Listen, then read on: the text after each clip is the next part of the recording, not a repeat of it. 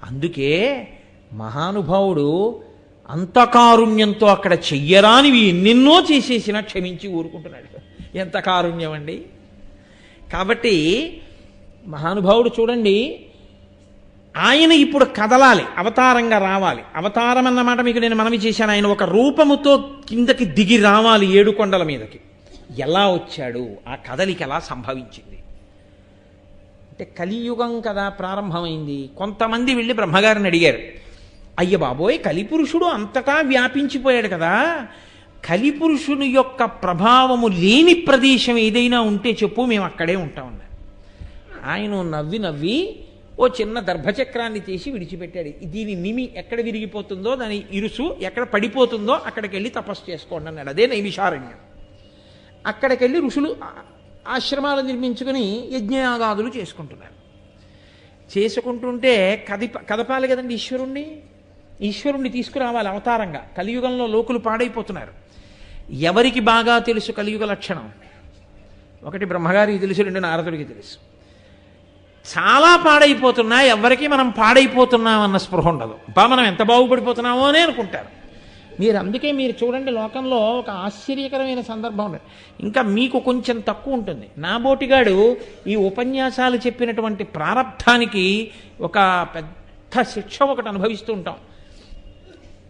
తనని తాను పరిచయం చేసుకుంటాడు. ముందొచ్చి నేను ఫలానా అండి అంటాడు, అంతే. తర్వాత వచ్చేటటువంటి మాట ఏమిటో మీరు గ్రహించేయచ్చు.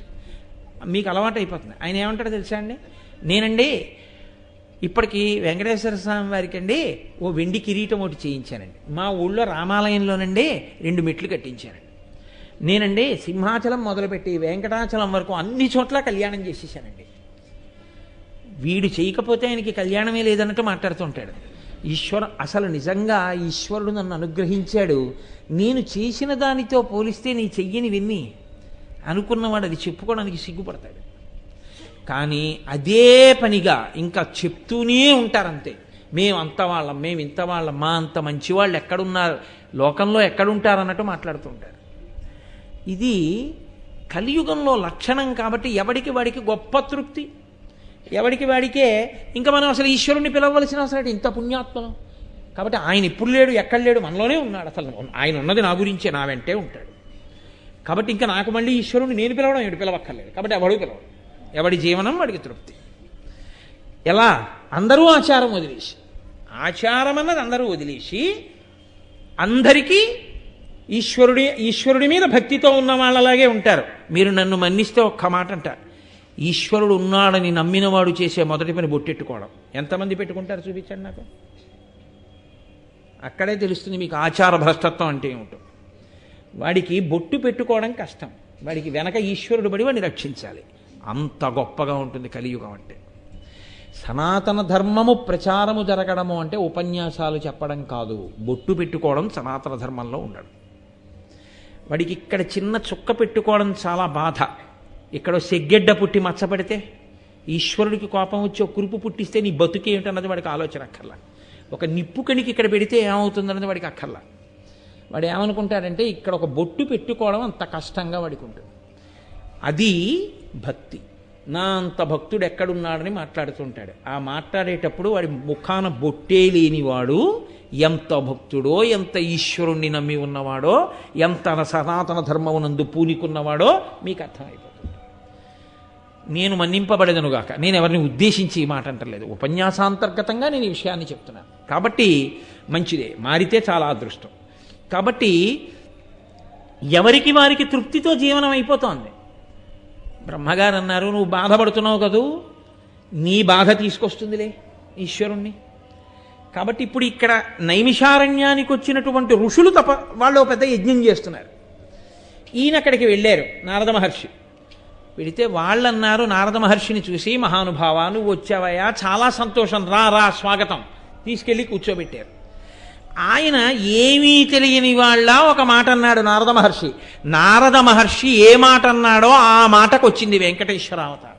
నారద మహర్షి ఆ మాట అని ఉండి ఉండకపోతే అసలు వెంకటేశ్వర అవతారము రావడానికి అవకాశము లేదు. ఆయన అడిగాడు ఓ మాట. ఆయన మార్గాన్ని ఆలోచించాడు. అయ్యో వీళ్ళని సంస్కరించాలి, వీళ్ళ చేతకానితనం, వీళ్ళ తెలివి తక్కువతనం, వీళ్ళ అహంకారమే ఈశ్వరుడికి చూపించి తీసుకెళ్ళి వీడిని వెళ్ళి ఒరే నీ చేతకానితనం చూపించరా అంటే నీ చేతకాని వాడిని ఏమిటంటాడు, నీ అంత తెలివైన వాడు లేడరా అంటే వీడు ఈశ్వరుడి దగ్గరికి వెళ్ళి వీడికి ఉన్న ప్రాజ్ఞత ఏమిటో బయటెట్టుకుంటాడు, వీడి అహంకారం ఏమిటో. అప్పుడు ఈశ్వరుడు చూసి అరే రే రే రే రే నన్ను నమ్ముకున్న వాళ్ళన్న వాళ్ళే ఇంత అహంకారంగా ఉంటే మిగిలిన వాళ్ళు ఎలా ఉన్నారో, కాబట్టి వాళ్ళు పిలవకపోయినా నేను వెళ్ళాలని తండ్రి వచ్చినట్టు వస్తాడు, కాబట్టి ఇప్పుడు నేను మాట మాట్లాడాలరా అనుకున్నాడు. అని ఆయన అన్నాడు ఋషుల దగ్గరికి వెళ్ళి కో భుక్తే యజ్ఞసుఫలం కోమా అధ్యక్షశ్చ దేవత అని అడిగాడు.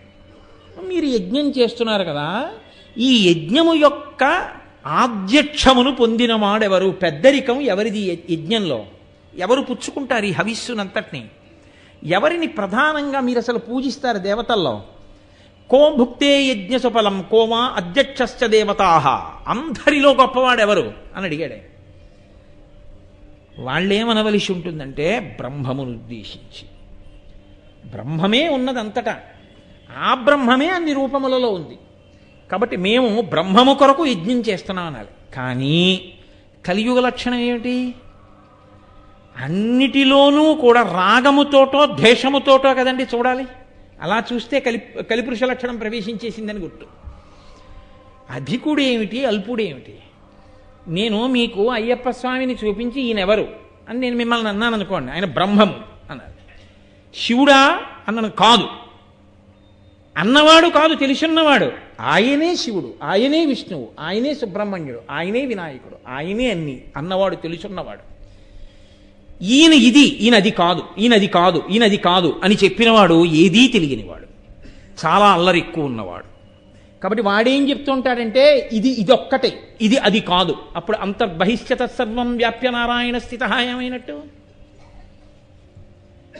ఈ రాగద్వేషాలు ఈశ్వరుడి విషయంలో కూడా వచ్చేస్తాయి కలియుగంలో. కాబట్టి వాళ్ళని ఈ ప్రశ్న అడిగాడు నారదుడు. ఎందుకని అడిగాడో తెలుసా అండి? ఆయనే అమాయకుడై అడగలేదు ఈ ప్రశ్న.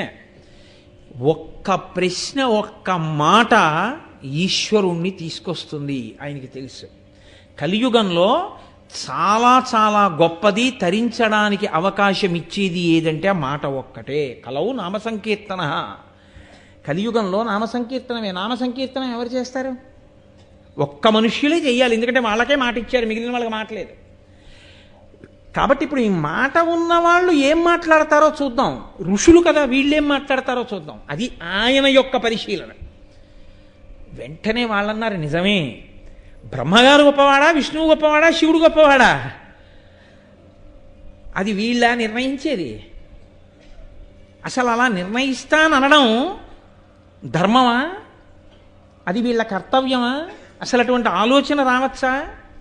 ఒక్క బ్రహ్మము కదు సృష్టికర్తయ్యై స్థితికర్తయ్యై ప్రళయకర్తయ్యై ఉన్నది. ఆ బ్రహ్మమునందు సృష్టికర్త కాని, స్థితికర్త కాని, ప్రళయకర్త కాని ఒకరికన్నా ఒకరు ఎప్పుడు ఎలా తక్కువయ్యారు?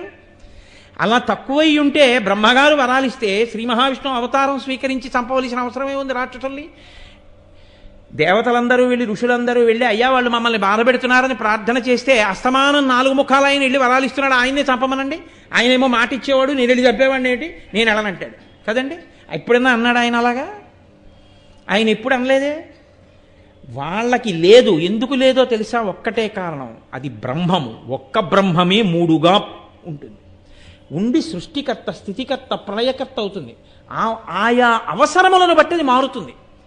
అందుకే అమ్మ బ్రహ్మము.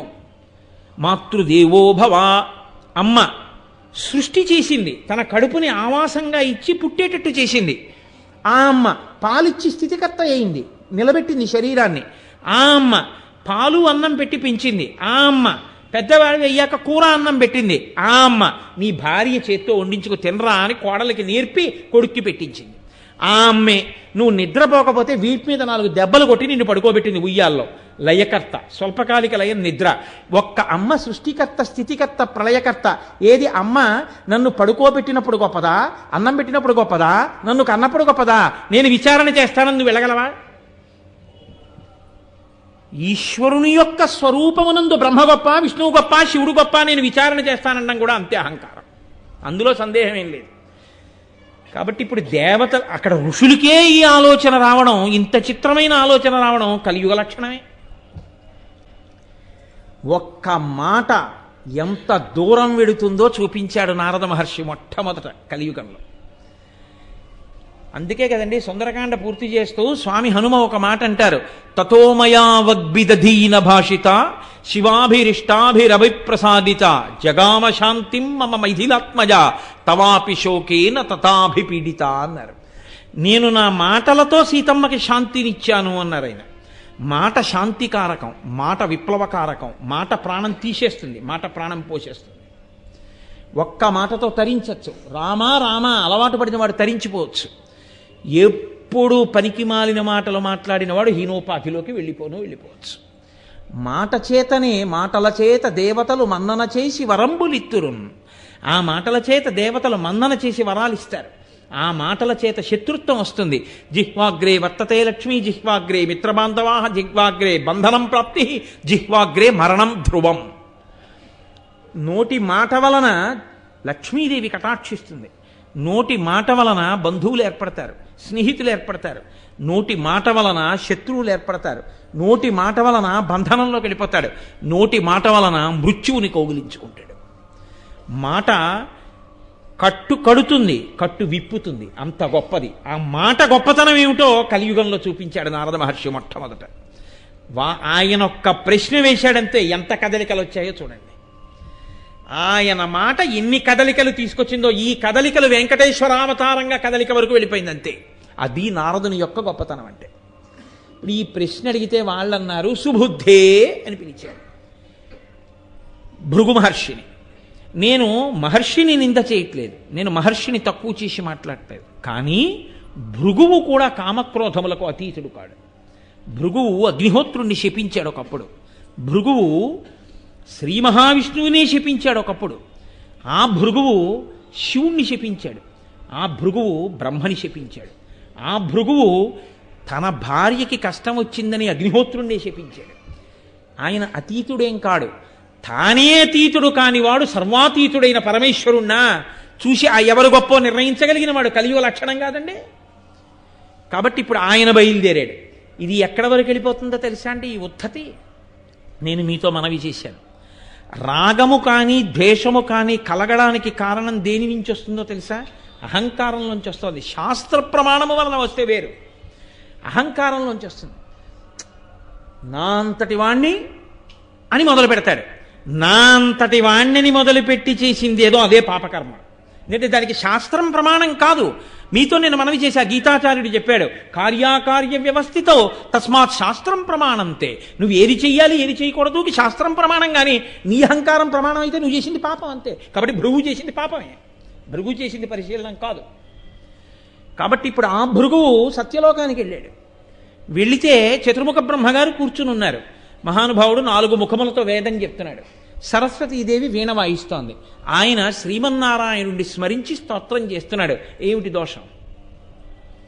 నేను మా గురువుగారి దగ్గరికి వెళ్ళాను అనుకోండి, నేను మా గురువుగారిని చూడగానే నేను నేల మీద పడి నమస్కారం చేసి లేచి నిలబడతాను, నా కర్తవ్యం. మా గురువుగారు ఇలా చూసి కూడా ఏమనకుండా ఏదో మాట్లాడుతూ ఒక పావుగంట సేపు ఊరుకున్నారనుకోండి, తండ్రి కన్నా గొప్పవాడైనటువంటి గురువుని నన్ను చూసి కూర్చోమ్మనలేదు గురువుగారని నేను ఏదైనా గురువుగారి గురించి వదరి మాట్లాడాను అనుకోండి, నేనా పాడయ్యేది గురువా? తండ్రి కూర్చో అనలేదని తండ్రిని అగౌరవపరుస్తామా? తండ్రి కూర్చో అన్నా కూర్చోవద్దు అన్నా ఆ ఆజ్ఞ పాలించడం తండ్రి గారు. కాబట్టి ఆయన్ని నేను చూడడం నా ధన్యత. అంతేగాని ఆయన నన్ను చూడలేదు వెంటనే నన్ను ఆయన పిలవలేదని నేను భావించడం నా అహంకారంలోంచి వచ్చిన భావన. అప్పుడది ఎలా శాస్త్ర ప్రమాణమైంది? కాబట్టి భృగువుకు వచ్చిన ఆలోచన అది. కాబట్టి ఆయన కింద పడి నమస్కారం చేశాడు, చూడలేదు బ్రహ్మగారు. అది ఆయనకి కోపం వచ్చింది.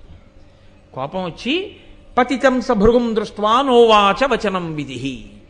ఆ కింద పడి నమస్కారం చేసి లేచినటువంటి భృగువుని ఇలా చూసి ఆయన ఇలా తల తిప్పుకున్నాడు. ఆయనకి తెలియదండి ఈశ్వరుడి యందు అంతర్భాగం బ్రహ్మగారు. అసలు ఈయన ఎందుకు వచ్చాడో, ఈయన ఎవరి మాట మేరకి కదిలాడో, ఆ కదలిక ఏ కదలికకి దారి తీయాలో, ఈయన ఎక్కడికి వెళ్ళాలో, ఎక్కడికెడితే ఎవరు కదలాలో అన్నీ తెలిసిన బ్రహ్మగారు ఎందుకు మాట్లాడతాడు? ఆ కదలిక కోసం తాను కదలకుండా ఉన్నాడు. ఈ కదలిక లేని తనాన్ని కనిపెట్టలేని స్థితిలో భృగు ఉన్నాడు. కాబట్టి ఇప్పుడు ఆయన నన్ను పలకరించలేదని కోపడ్డాడు. సరే, కోపం ఉన్నవాడికి శాపవాక్కు వస్తుంది, అది పెద్ద విశేషం కాదు. ఆయన అక్కడి నుంచి కదిలి కైలాసానికి వెళ్ళాడు. కైలాసగిరిమాసాద్య తత్దృష్ట్వా త్రిలోచనం. అక్కడ మహానుభావుడు 3 కన్నులు ఉన్నటువంటి వాడు పరమేశ్వరుడు, త్రయంబకుడు, సదాశివుడు, మహేశ్వరుడు ఆయన ఉన్నారు. ఆయన పక్కన పార్వతీదేవి ఆయన తొడ మీద కూర్చునుంది. వాళ్ళిద్దరూ కేళియందున్నారు. అది కామక్రీడ అంటే పార్వతీ పరమేశ్వరులు పురాణాల్లో చాలా చోట్ల ఎలా కనపడతారో తెలుసా అండి? కామక్రీడలో ఉన్నారని చెప్తారు. కామక్రీడ కేళి. కేళి అన్న మాటకు అర్థం నేను తరచు చెప్తూ ఉంటాను. అమ్మది లాస్యం, అయ్యది నర్తనం. వాళ్ళిద్దరి కేళి, వాళ్ళిద్దరు ఎప్పుడు అలా కలిసి ఉండడం అంటే అర్థం ఏమిటో తెలుసా? అదే పనిగా అర్థం బద్ధం లేకుండా కామక్రీడలో ఉండడం కాదు. శరీరములకున్న అవయవములు కదులుతూ ఉండడం. లోకంలో ఏ ప్రాణిని చూడండి కదులుతూ ఉంటుంది. నేను ఇప్పుడు మాట్లాడుతూ ఇలా చేతులు కదుపుతున్నాను, తల కదుపుతున్నాను, కళ్ళు పెద్దవి చేస్తున్నాను, చిన్నవి చేస్తున్నాను, మాట్లాడుతున్నాను. నేను ఒక్కొక్క మాట చెప్పినప్పుడు అందులో అంతర్లీనంగా ఉన్న భావాన్ని నా ముఖంలో రసంగా ఆవిష్కరిస్తాను. నేను ఆశ్చర్యకరమైంది చెప్తే మీరు ఆశ్చర్యంగా ముఖం పెడతారు. నేను కోపమైంది చెప్తే మీరు కోపంగా ముఖం పెడతారు. భావములు, లాస్యములు అమ్మవారు, నర్తనము, కదలికలు పరమశివుడు. అది కేళి. అది వాళ్ళిద్దరూ కలిసి ఉండడం. అలా వాళ్ళు కలిసి ఉండకుండా వాళ్ళు ఆగిపోయారనుకోండి, లోకము జడీభూతమవుతుంది, స్తంభీభూతమవుతుంది. అలా దర్శనం చేయడమే అదృష్టం. అందుకే ఆ తాండవ నృత్యాన్ని దర్శనం చేసి నమస్కరించి వస్తారు తప్ప నా డ్యాన్స్ బాగుందా అని ఆయన అడగాలని ఎవరు అడగకూడదు. కాబట్టి ఈయన కూడా ఏం చేసి ఉండాలి? కిందపడి నమస్కారం చేసిన వాడు నా అదృష్ట హేతువు పరమేశ్వర దర్శనం అయిందని ఒక స్తోత్రం చేసి వెళ్ళాలి. ఆయన అలా చేయలేదు. నన్ను పరమశివుడు పలకరించలేదు. అది శాస్త్రమా? అది అహంకారంలోంచి పుట్టిందా? నిర్ద్వందంగా అహంకారంలోంచే పుట్టింది. అది భృగువే కావచ్చు. ఎక్కడ అవసరాన్ని బట్టి అక్కడ అలా చెప్పక తప్పదు. నేను అందుకే మహర్షిగా నింద చేయట్లేదు. కానీ ఆ సందర్భంలో అవతార ప్రయోజనానికి వచ్చినటువంటి కదలికలు చెప్పినప్పుడు అలా చెప్పడం తప్ప మరొకలా అవకాశం లేదు. కాబట్టి ఇప్పుడు ఆయన ఏకంగా పరమశివుడి మీద నిర్ణయాధికారి. అది ఆయన విచిత్రం. ఏమి ఆశ్చర్యం అండి! పరమశివుని యొక్క వైభవానికి ఈయన న్యాయమూర్తే, చతుర్ముఖ బ్రహ్మగారి వైభవానికి ఈయన న్యాయమూర్తే. ఏమి వాళ్ళకన్నా గొప్పవాడా ఈయన? వాళ్ళ సృష్టిలో వచ్చినవాడు కాడా? వాళ్ళని సృష్టించినవాడా? వాళ్ళకన్నా ఉండిపోయేవాడా? దేనికంత అహంకారం? ఇప్పుడు ఆయన శ్రీ మహావిష్ణువు దగ్గరికి వెళ్ళారు. అప్పటికి సత్యలోకం అయిపోయింది, అప్పటికి కైలాసం అయిపోయింది. కానీ ఈయనని ఆపిన వాళ్ళు లేరు. ఎందుకో తెలుసా అండి? అది వాళ్ళకి పెద్ద లెక్క కాదు. ఈయన ఉద్ధతిని చూసి ఒక్క క్షణం ఒక్క సంకల్పం చేసి నువ్వు మానువగుదుగుగాక అంటే పడుంటాడు అలా శిల కింద. వాళ్ళు అలా అనలేదు. ఎందుకు అనలేదో తెలుసా? వాళ్ళకి తెలుసు ఈ ఉద్ధతంతా ఓ చోట తెలియాలి. తెలిస్తే ఆయన కదలాలి. కదిలితే కలియుగంలో ఋషులే ఇలా అయిపోతుంటే ఇంకా కింద ఉన్న వాళ్ళు ఎలా ఉన్నారో ఆయనకి తెలియాలి. తెలిస్తే స్థితికారుడు కనుక రక్షించడానికి ఆయన వెళ్ళాలి. ఆయన వెళ్ళాలంటే ఇది బాగా అక్కడ తెలియవలసిన విషయం తెలియాలి. నువ్వు వెళ్ళని అని వాళ్ళు ఊరుకున్నారు. కాబట్టి ఇప్పుడు ఆయన వైకుంఠానికి చేరాడు. ఓ బ్రహ్మాండమైనటువంటి వైకుంఠం. ఆ వైకుంఠంలో స్వామి శేషశయనం మీద పడుకునున్నారు. తల్లి పాదములు ఎత్తుతోంది. ఏమి అద్భుతమైన దర్శనం! నీలాది దివ్య మహిషైక రపల్లవానాం ఆరుణ్య సంక్రమణత కిలసాంధ్ర రాగౌ శ్రీవేంకటేశ చరణౌ శరణం ప్రపద్యే. అంత దివ్యమైనటువంటి స్వామి యొక్క దర్శనాన్ని చేశాడు. ఏమి భాగ్యం నిజంగా! ఆయన కనపడడం నీకు ధన్యత. ఆయన నిన్ను చూడలేదని కోపం రావాలా? అక్కడికి వెళ్ళి నేల మీద పడి నమస్కారం చేశాడు, లేచాడు. ఏం చేశాడో రేపు విందురుగాలి. ఎందుకనంటే చాలా కీలకం. ఇప్పుడే కదలాలి, ఈశ్వరావతారం రావాలి కదండి. నేను వెంకటేశ్వరావతారం ఎందుకు కదిలిందో, ఎందుకు ఆయన రావాలో రేపు మీకు చూపిస్తాను. మీకు తెలియని విషయం ఏం కాదు. కాబట్టి ఆ కీలక ఘట్టాన్ని రేపటి రోజున చక్కగా అందన శనివారం కదండి, రేపు శనివారం అసుర సంధ్య వేళలో వెంకటేశ్వరావతారంగా కదిలి రావడాన్ని రేపటి రోజున విందురుగాని. దయామృతతరంగిణ్యాస్తరంగైరివ శీతలై అపాంగై సించతి విశ్వం వెంకటేశాయ మంగళం అని కదా మనం చెప్తాం. దయామృతతరంగిణ్యాస్తరంగై ఇవ శీతలై. ఆయన తన దయ అనబడేటటువంటి అమృతముతో కూడినటువంటి దృక్కుల చేత లోకమునంతటినీ చల్లబరుస్తూ ఉంటాడు. దయ ఆయన యొక్క స్వరూపము, కారుణ్యము ఆయన యొక్క స్వరూపము. అది లేనినాడు చెడిపోతున్న వాడిని ఉద్ధరించడానికి ఆయన రావలసిన అవసరం లేదు. పాడైన వాడు, ధర్మాన్ని పాడు చేస్తున్నవాడు ఆ ఉపాధిలో ఉండడం వల్ల ఇంకా అపకీర్తిని మూట కట్టుకొని ఇంకా ఇంకా ధర్మం చేస్తున్నవాడిని ఆ ఉపాధిలోంచి విడిపించి రక్షించవలసిన అవసరం ఆయనకు అంతకన్నా లేదు. కాబట్టి సంహార ప్రక్రియ కూడా యథార్థమునకు కారుణ్యముతో చేసేదే తప్ప అది ఆయన ఏదో క్రోధంతో కార్పణ్యంతో చేసేటటువంటి ప్రక్రియ కాదు. కాబట్టి ఆయన రాశీభూతమైనటువంటి దయ. అటువంటి మహానుభావుడు పడుకునున్నాడు అన్న మాటని మీరు కొంచెం జాగ్రత్తగా అర్థం చేసుకోవాల్సి ఉంటుంది. అది తామసిక నిద్ర కాదు. అది అనేకమైన విషయాల్ని మనకి లోకంలో సంకేతిస్తూ ఉంటుంది. ఎప్పుడు శ్రీమన్నారాయణుడు శేషపాన్పు మీద పడుకుని ఉంటే అమ్మవారు పక్కన పడుకుని కానీ లేకపోతే ఏ వక్షస్థలం దగ్గర కూర్చుని కానీ ఎన్నడూ దర్శనమివ్వదు. ఆవిడ ఒక్క పాదముల దగ్గర మాత్రమే కూర్చుని ఉంటుంది. అది అలాగే ఉంటుంది కూడా తప్ప ఇంకొకలా ఆమె దర్శనమివ్వదు. లక్ష్మీనారాయణ దర్శనములో లక్ష్మి యొక్క స్థానము ఎప్పుడూ శ్రీమన్నారాయణుని యొక్క పాదకమలముల దగ్గరే. ఎందుకు అలా ఉండడం? ఆయన ఏమైనా అలా శాసనం చేశాడా, నువ్వు ఎప్పుడూ నా కాళ్ళ దగ్గర కూర్చుని నా కాళ్ళు పడుతుండాలి అని? కాదు. అది నవవిధ భక్తులలో ఒక భక్తి స్వరూపం అది. అందుకే శ్రవణం, కీర్తనం, విష్ణోః స్మరణం, పాదసేవనం, అర్చనం, వందనం, దాస్యం, సఖ్యం, ఆత్మనివేదనం అని 9 రకాల భక్తులు భాగవతంలో ప్రహ్లాదుడు వివరణ చేస్తాడు.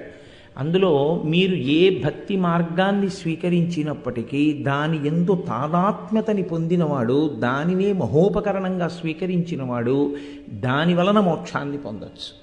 దాని వలన మోక్షమును పొందొచ్చు అంటే మోక్ష సాధన సామాగ్ర్యాం భక్తిరేవ గరీయసి అంటారు శంకర భగవత్పాదులు. ఆ భక్తితో కూడిన కర్మాచరణము వలన జ్ఞానసిద్ధి కలుగుతుంది. ఆ జ్ఞానము వలన మోక్షము అనుగ్రహింపబడుతుంది. కాబట్టి అందులో 9 రకాలైన భక్తి మార్గాలలో శ్రవణం, వినడం తపస్సుగా పెట్టుకుని వినడంలో రమించిపోయేటటువంటి లక్షణం ఉన్నవాడు కేవలం వినడం వల్ల మోక్షాన్ని పొందుతాడు. శృణ్వం తపః, పరీక్షిత్తు విని మోక్షాన్ని పొందాడు. కీర్తనం, భగవంతుని యొక్క గుణములను తాను అనుభవించినటువంటి కారణం చేత లోపల పిల్లుబుకినటువంటి ఆనందం ఇంకా లోపల పట్టక వాగ్రూపంగా పైకి ప్రవహించి అది ఆయన నోటి వెంట జాలువారితే అంత భక్తి తన్మయత్వం ఉన్నవాడెవరో ఆయన చేసినటువంటి స్తోత్రము, ఆయన చేసిన గానము, ఆయన చేసిన సంకీర్తనము, ఆయన చేసిన ప్రవచనము ఆయనకి మోక్షహేతువు. దానికి శుకుడు ప్రతినిధి. కాబట్టి కీర్తనం, విష్ణోః స్మరణం. స్మరణ మనసుకి సంబంధించింది, కర్మేంద్రియాలకు సంబంధించినది కాదు. స్మరణ ఎప్పుడూ చేసేది మనసు ఒకటే. స్మరణ అంటే ఆలోచన. అందుకనే స్మరహ అంటుంటారు మన్మధుణ్ణి, మనోసంబంధమైన వాడు కాబట్టి స్మరహ అని పేరు ఆయనకి. స్మరుడు. అటువంటి స్మరణలతో కూడినటువంటి మనసు, ఆ స్మరణలు ఎప్పుడూ ఈశ్వరుడితో ముడిపడడం అలవాటైపోతే ఏది ఆలోచించినా చివరికి ఆయన ఎక్కడికి చేరుతాడంటే ఈశ్వరుడి దగ్గరికి చేరుతుంటాడు. ఈశ్వరుణ్ణి అనుసంధానం చెయ్యకుండా ఆయన ఏ ఆలోచన నడవదు. అలా ఆలోచనలన్నీ ఈశ్వరుడితో ముడిపడిన వాడెవరున్నాడో ఆయన కూడా మోక్షాన్నే పొందుతాడు. అందుకే ప్రహ్లాదుడు దానికి ప్రతినిధి. పానీయంబులు త్రాగుచున్, కుడుచుచున్, భాషించుచున్, హాసలీలా నిద్రాదులు చేయుచున్, తిరుగుచున్, లక్షించుచున్ శ్రీమన్నారాయణ పాదాబ్జ యుగళి. ఆయన ఎప్పుడూ ఆయన గురించే చింతన చేస్తాడు. ఏం చేస్తూ? నీళ్లు తాగుతున్నా, తింటున్నా, తిరుగుతున్నా, కూర్చున్నా, లేచినా, ఏం చేసినా ఆయనకి ఎప్పుడూ భగవంతుడే జ్ఞాపకానికి వస్తుంటాడు.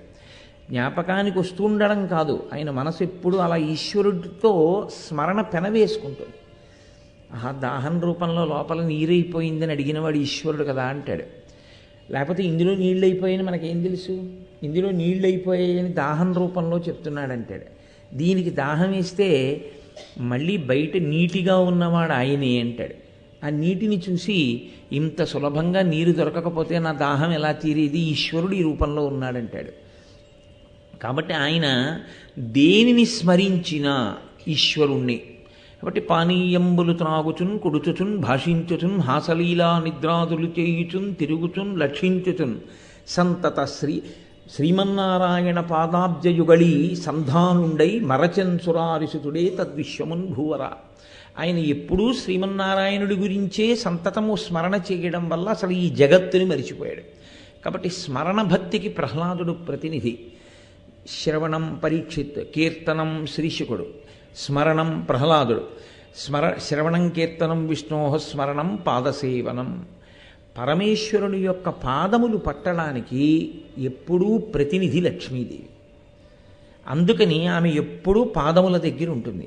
ఏమంటే మిగిలిన వాళ్ళు ఎవరు పాదసేవ చేయరా, లక్ష్మీదేవి ఒక్కతే చేస్తుందా అంటారేమో. దానికి ఒక రహస్యం ఉంది. అలా ఉండడంలో మూర్తి లక్ష్మీనారాయణ మూర్తి ఎప్పుడూ అలాగే ఉండడం వెనక ఒక తాత్విక రహస్యం ఒకటి ఉంది. సరే, శ్లోకం మొదలుపెట్టాను కాబట్టి పూర్తి చేసేస్తాను. పాదసేవనం అర్చనం పృథుమహారాజు, వందనం అక్రూరుడు, అర్చనం వందనం దాస్యం హనుమ, సఖ్యం అర్జునుడు, పాదసేవ సఖ్యం ఆత్మనివేదనం బలిచక్రవర్తి. కాబట్టి 9 రకములైన భక్తులకి 90 ప్రతినిధులు. ఇందులో పాదసేవనం, పాదములు పట్టడానికి లక్ష్మీదేవిని చెప్తారు. పాదములు పట్టడానికి లక్ష్మీదేవినే కారణంగా చెప్పడానికి కారణం ఏమిటో తెలుసా అండి? ఎప్పుడైనా ఆడపిల్లని కన్యాదానం చేసేటప్పుడు ఆమెని లక్ష్మీదేవిగా చూసి కన్యాదానం చేస్తారు. లక్ష్మిని నీకు ఇస్తున్నాను. లక్ష్మి తనంత తాను నారాయణుడి సొత్తు, ఒకరు ఇవ్వక్కర్లేదు. ఆమె ఎప్పుడూ నారాయణుడి సొత్తే. ఆమె ఆయననే చేరుతుంది. ఆమె ఆయన కొరకే ఉద్భవిస్తుంది తప్ప అసలు ఆయన కొరకు కాకుండా అన్న ఆలోచన ఉండదు అక్కడ. అందుకే ఆ పిల్లకి ఈడపిల్ల కాదు, ఆడపిల్ల. అక్కడ ఆయన కోసం ఈడ పుట్టింది. నన్ను తరింప చేయడానికి ఇక్కడ పుట్టి అక్కడికి చేరుకుంటోంది. చేరుకుని ఆయనని అనువర్తించి పాతివ్రత్యంతో నన్ను అత్తవారిని కూడా తరింపచేస్తుంది. ఉభయ వంశములను తరింపచేయగలిగినటువంటి లక్షణమున్న ఆడపిల్ల ఈడపిల్ల కాదు, ఆడపిల్ల. అక్కడికి వెళ్ళవలసిన పిల్ల ఇక్కడ పుట్టిందని చెప్పడానికి ఆడపిల్ల పుట్టింది అంటారు.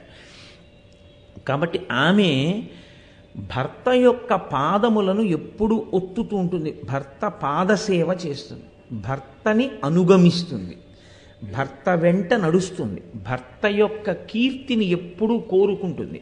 అడుగు తీసి అడుగు వేస్తే ఆమె ఆలోచన ఏమిటంటే, నేను ఇలా ప్రవర్తిస్తే మా ఆయన కీర్తికి కళంకము రాదు కదా, అదొక్కటే దృష్టిలో పెట్టుకుంటుంది. ఆడదాని ఆలోచన ఎంతసేపు పాతివ్రత్యమో అన్న మాటకు అర్థం, నా నడవడి చేత ఆయన గౌరవమునకు ఏ విధమైనటువంటి మత్స కలగకుండుగాక, అదొక్కటే ఆమె నడవడికి పరీక్ష. అలా ఆలోచించి అడుగు వేస్తుంది. అలా ఆలోచించి అడుగు వెయ్యడం పాదములను పట్టుకోవడం. అలా ఉంటే తప్ప సంసారం అన్న మాటకి అర్థం ఉండదు. ఏదో అర్థం పర్థం లేని మాటలు ఒడ్డును కూర్చుని ఎన్నైనా చెప్పచ్చు, కానీ ప్రతి చోట కూడా ఒక మర్యాద అని ఒక మాట ఉంటుంది. ఆ మర్యాద యందు ఎవరో ఒకరికి ఒకరు లొంగి ఉండడంలో, ఒకరిని ఒకరు అనువర్తించడంలో ఈ సమాజము అభ్యుదయాన్ని పొందుతుంది. మీరు చూడండి, చెట్టు మొదట నీళ్లు పోస్తేనే నేను ఎందుకు బతకాలి అని చెట్టు అడిగింది అనుకోండి, మీరు చెట్టంతా నీళ్లు పోయలేరు. గురువుగారిని నేను ఎందుకు అనువర్తించాలి అని శిష్యుడు అడిగాడు అనుకోండి, గురు శిష్య ధర్మం లోకంలో నిలబడదు. తండ్రిని నేనెందుకు గౌరవించాలి అని కొడుకు అడిగాడు అనుకోండి, ఇంకా వ్యవస్థకు అర్థం ఉండదు. భర్తని నేను ఎందుకు అనుగమించాలి అని భార్య ప్రశ్నించింది అనుకోండి, ఆ సమాజానికి అర్థం ఉండదు. అనుగమించడం ధర్మం అంతే. అలా అనుగమించడం వల్ల ఏమవుతుంది? శాంతికారకం అవుతుంది. ఆ దంపతులు ఆ ఇల్లు కూడా పరమశాంతితో ఉంటారు. కాబట్టి ఆమె లక్ష్మిని నారాయణుడికి ఇస్తారు. అయితే ఆమె తనంత తాను కోరుకున్న స్థానం నారాయణుని యొక్క పాదసేవ. నారాయణుడు ఆవిడికి ఇచ్చిన స్థానం గుండెల్లో. ఆయన కాదు పాదముల దగ్గర పెట్టింది, ఆవిడ కూర్చుంది. ఆవిడ మహాపతివ్రత కనుక, నిత్యానపాయని కనుక ఆమె ఆయన పాదముల దగ్గర ఉంటుంది. ఆయన నా పాదముల దగ్గర ఉండని ఆయన చెప్పలేదు. ఎప్పుడూ ఆయన పాదములను పట్టుకొని ఆయనని అనువర్తించిన కారణం చేత ఆవిడకి ఆయనిచ్చిన స్థానం తన గుండెల్లో. అందుకే లక్ష్మీం క్షీరసముద్రరాజతనయాం శ్రీరంగధామేశ్వరీం, ఆమె పరమేశ్వరుని యొక్క హృదయంలో కూర్చుని ఉంటుంది. అంటే ఏ స్త్రీ భర్తని అనుగమిస్తుందో, అనువర్తిస్తుందో, ఆయనని సేవిస్తుందో ఆమె ఆయన గుండెలలోకి చేరుతుంది. స్వాధీన వల్లభ. ఆమెని కాదు అని ఆయన ఏమీ చెయ్యలేడు. ఆమె లేనినాడు, ఆమె పక్కన ఉండకపోతే ఆయనకి అయోమయంగా ఉంటుంది. ఎంతో తెలుసున్నవాడే, ఎన్నో విషయాలు ఎరిగి ఉన్నవాడే, కానీ ఆ స్థానం ఒక్క పూట ఖాళీ అయిందనుకోండి. ఒక్క పూట ఖాళీ అవ్వడం అంటే ఆవిడ ఎక్కడికో వెళ్ళింది, ఆయన పంచి ఆయనకు కనపడదు, ఆయన ఉత్తరీయం ఆయనకు కనపడదు. ఆయనకి ఇంకా ఎంత కంగారో. ఎందుకు ఆ కంగారంతా అంటే అది లేదు ఇంట్లో, అది లేదు ఇంట్లో, అది లేదు ఇంట్లో అంటుంటాడు. అది లేకపోతే ఏమైంది? మిగిలినవన్నీ లేవా? మిగిలినవన్నీ ఉన్నా ఆవిడ లేకపోతే ఆయనకు కనపడవంతే. ఆయన కళ్ళు, ఆయన చెవులు ఆవిడైపోతుంది. ఎందుకు అయిపోతుంది అంటే ఆయన అంత అనువర్తించి ప్రతి దానికి ఆమెని పిలవడం, ఆమెతో మాట్లాడకుండా ఉండలేని స్థితి. తాను బయట ఏదైనా చెప్పాలన్నా ముందు ఆవిడికి చెప్తాడు. ఈ మాట నేను ఎందుకు చెప్తున్నానో తెలుసా అండి? మీరు చూడండి, పరమేశ్వరుడు లోకానికి ఏ విద్య చెప్పాలన్నా ముందు పార్వతీదేవికి చెప్తాడు. పార్వతీదేవి ద్వారానే లోకానికి ప్రకాశిస్తుంది తప్ప ఆయన పార్వతీదేవిని కాదని లోకానికి చెప్పడు. అందుకని ఆవిడికి చెప్పకుండా ఆయన ఏదీ చెయ్యలేనంతగా ఆయన మనసుని ఆక్రమించగలిగినటువంటి స్థితి, ఆయన మనసులోకి చేరిపోగలిగిన స్థితి ఆయనని అనువర్తించి పొందింది, ఆయన్ని శాసించి పొందినది కాదు. ఇప్పుడు మీరు ఒక విషయాన్ని బాగా గుర్తుపట్టాలి. జరగబోతున్నటువంటి విషయాన్ని సంకేతిస్తున్నారు. లోకంలో ఏ ఆడదైనా అలాగే అనువర్తించాలి. ఏ ఆడదైనా లక్ష్మిగానే కన్యాదానం చేయబడుతోంది కాబట్టి భర్తని నారాయణుడిగానే ఉపాసన చెయ్యవలసి ఉంటుంది. భర్తకి వేళపట్టున పలహారం పెడితే ఆమె చెయ్యవలసిన సేవ చేసేసినట్టే, ఈశ్వరుడికి ఉదయం నైవేద్యం పెట్టేసినట్టే. ఆయనకి మధ్యాహ్నం భోజనం వేళపట్టున వండి పెడితే ఆమె మహానైవేద్యం పెట్టినట్టే. ఆయన మహానైవేద్యం పెట్టాలేమో, ఆవిడికి ఆ బాధ లేదు, ఆవిడ ఆయనకి పెడితే చాలు. ఆయన మనసా పరమేశ్వరుడి యొక్క పాద సంవాహనం చెయ్యాలేమో, కాళ్ళు పట్టాలేమో, ఆవిడ ఆయన కాళ్ళు పట్టి పడుకుంటే చాలు. ఇది ఆడదానికి లోకంలో ఉన్నటువంటి గొప్ప సౌలభ్యం. ఆమె భర్త యందు ఈశ్వరుణ్ణి చూసి చేస్తే, ఆయన ఒక మాట చెప్పారనుకోండి, ఓ ఈశ్వరుడు నాకు ఇలా చెప్తున్నాడు అని ఆమె అనువర్తించిందనుకోండి, ప్రసన్నవదనయ్యి. అది మళ్ళీ మూతి విరిపుతో అనువర్తించడం కాదు. భర్త ఒక మాట చెప్తే ఈశ్వరుడే చెప్పాడన్న భావనతో భర్తని అనుగమించిన స్త్రీ మహాపతివ్రత. ఆమె పాతివ్రత్యము సూర్యోదయాన్ని సూర్యాస్తమయాన్ని శాసించగలదు. సుమతి, అనసూయ అటువంటి శాసనం చేయలే. కాబట్టి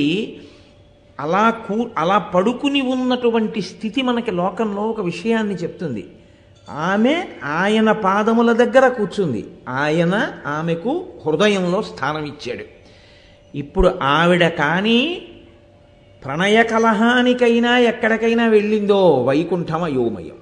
ఆయన అక్కడ ఉండడం అన్నది సుతారము ఆయనకి ఇష్టం ఉండదు. అది వైకుంఠమే కావచ్చు, లక్ష్మి లేకపోతే ఆయన ఉండలేడు. ఈ ప్రతి ఇల్లు అలాగే ఉండాలి.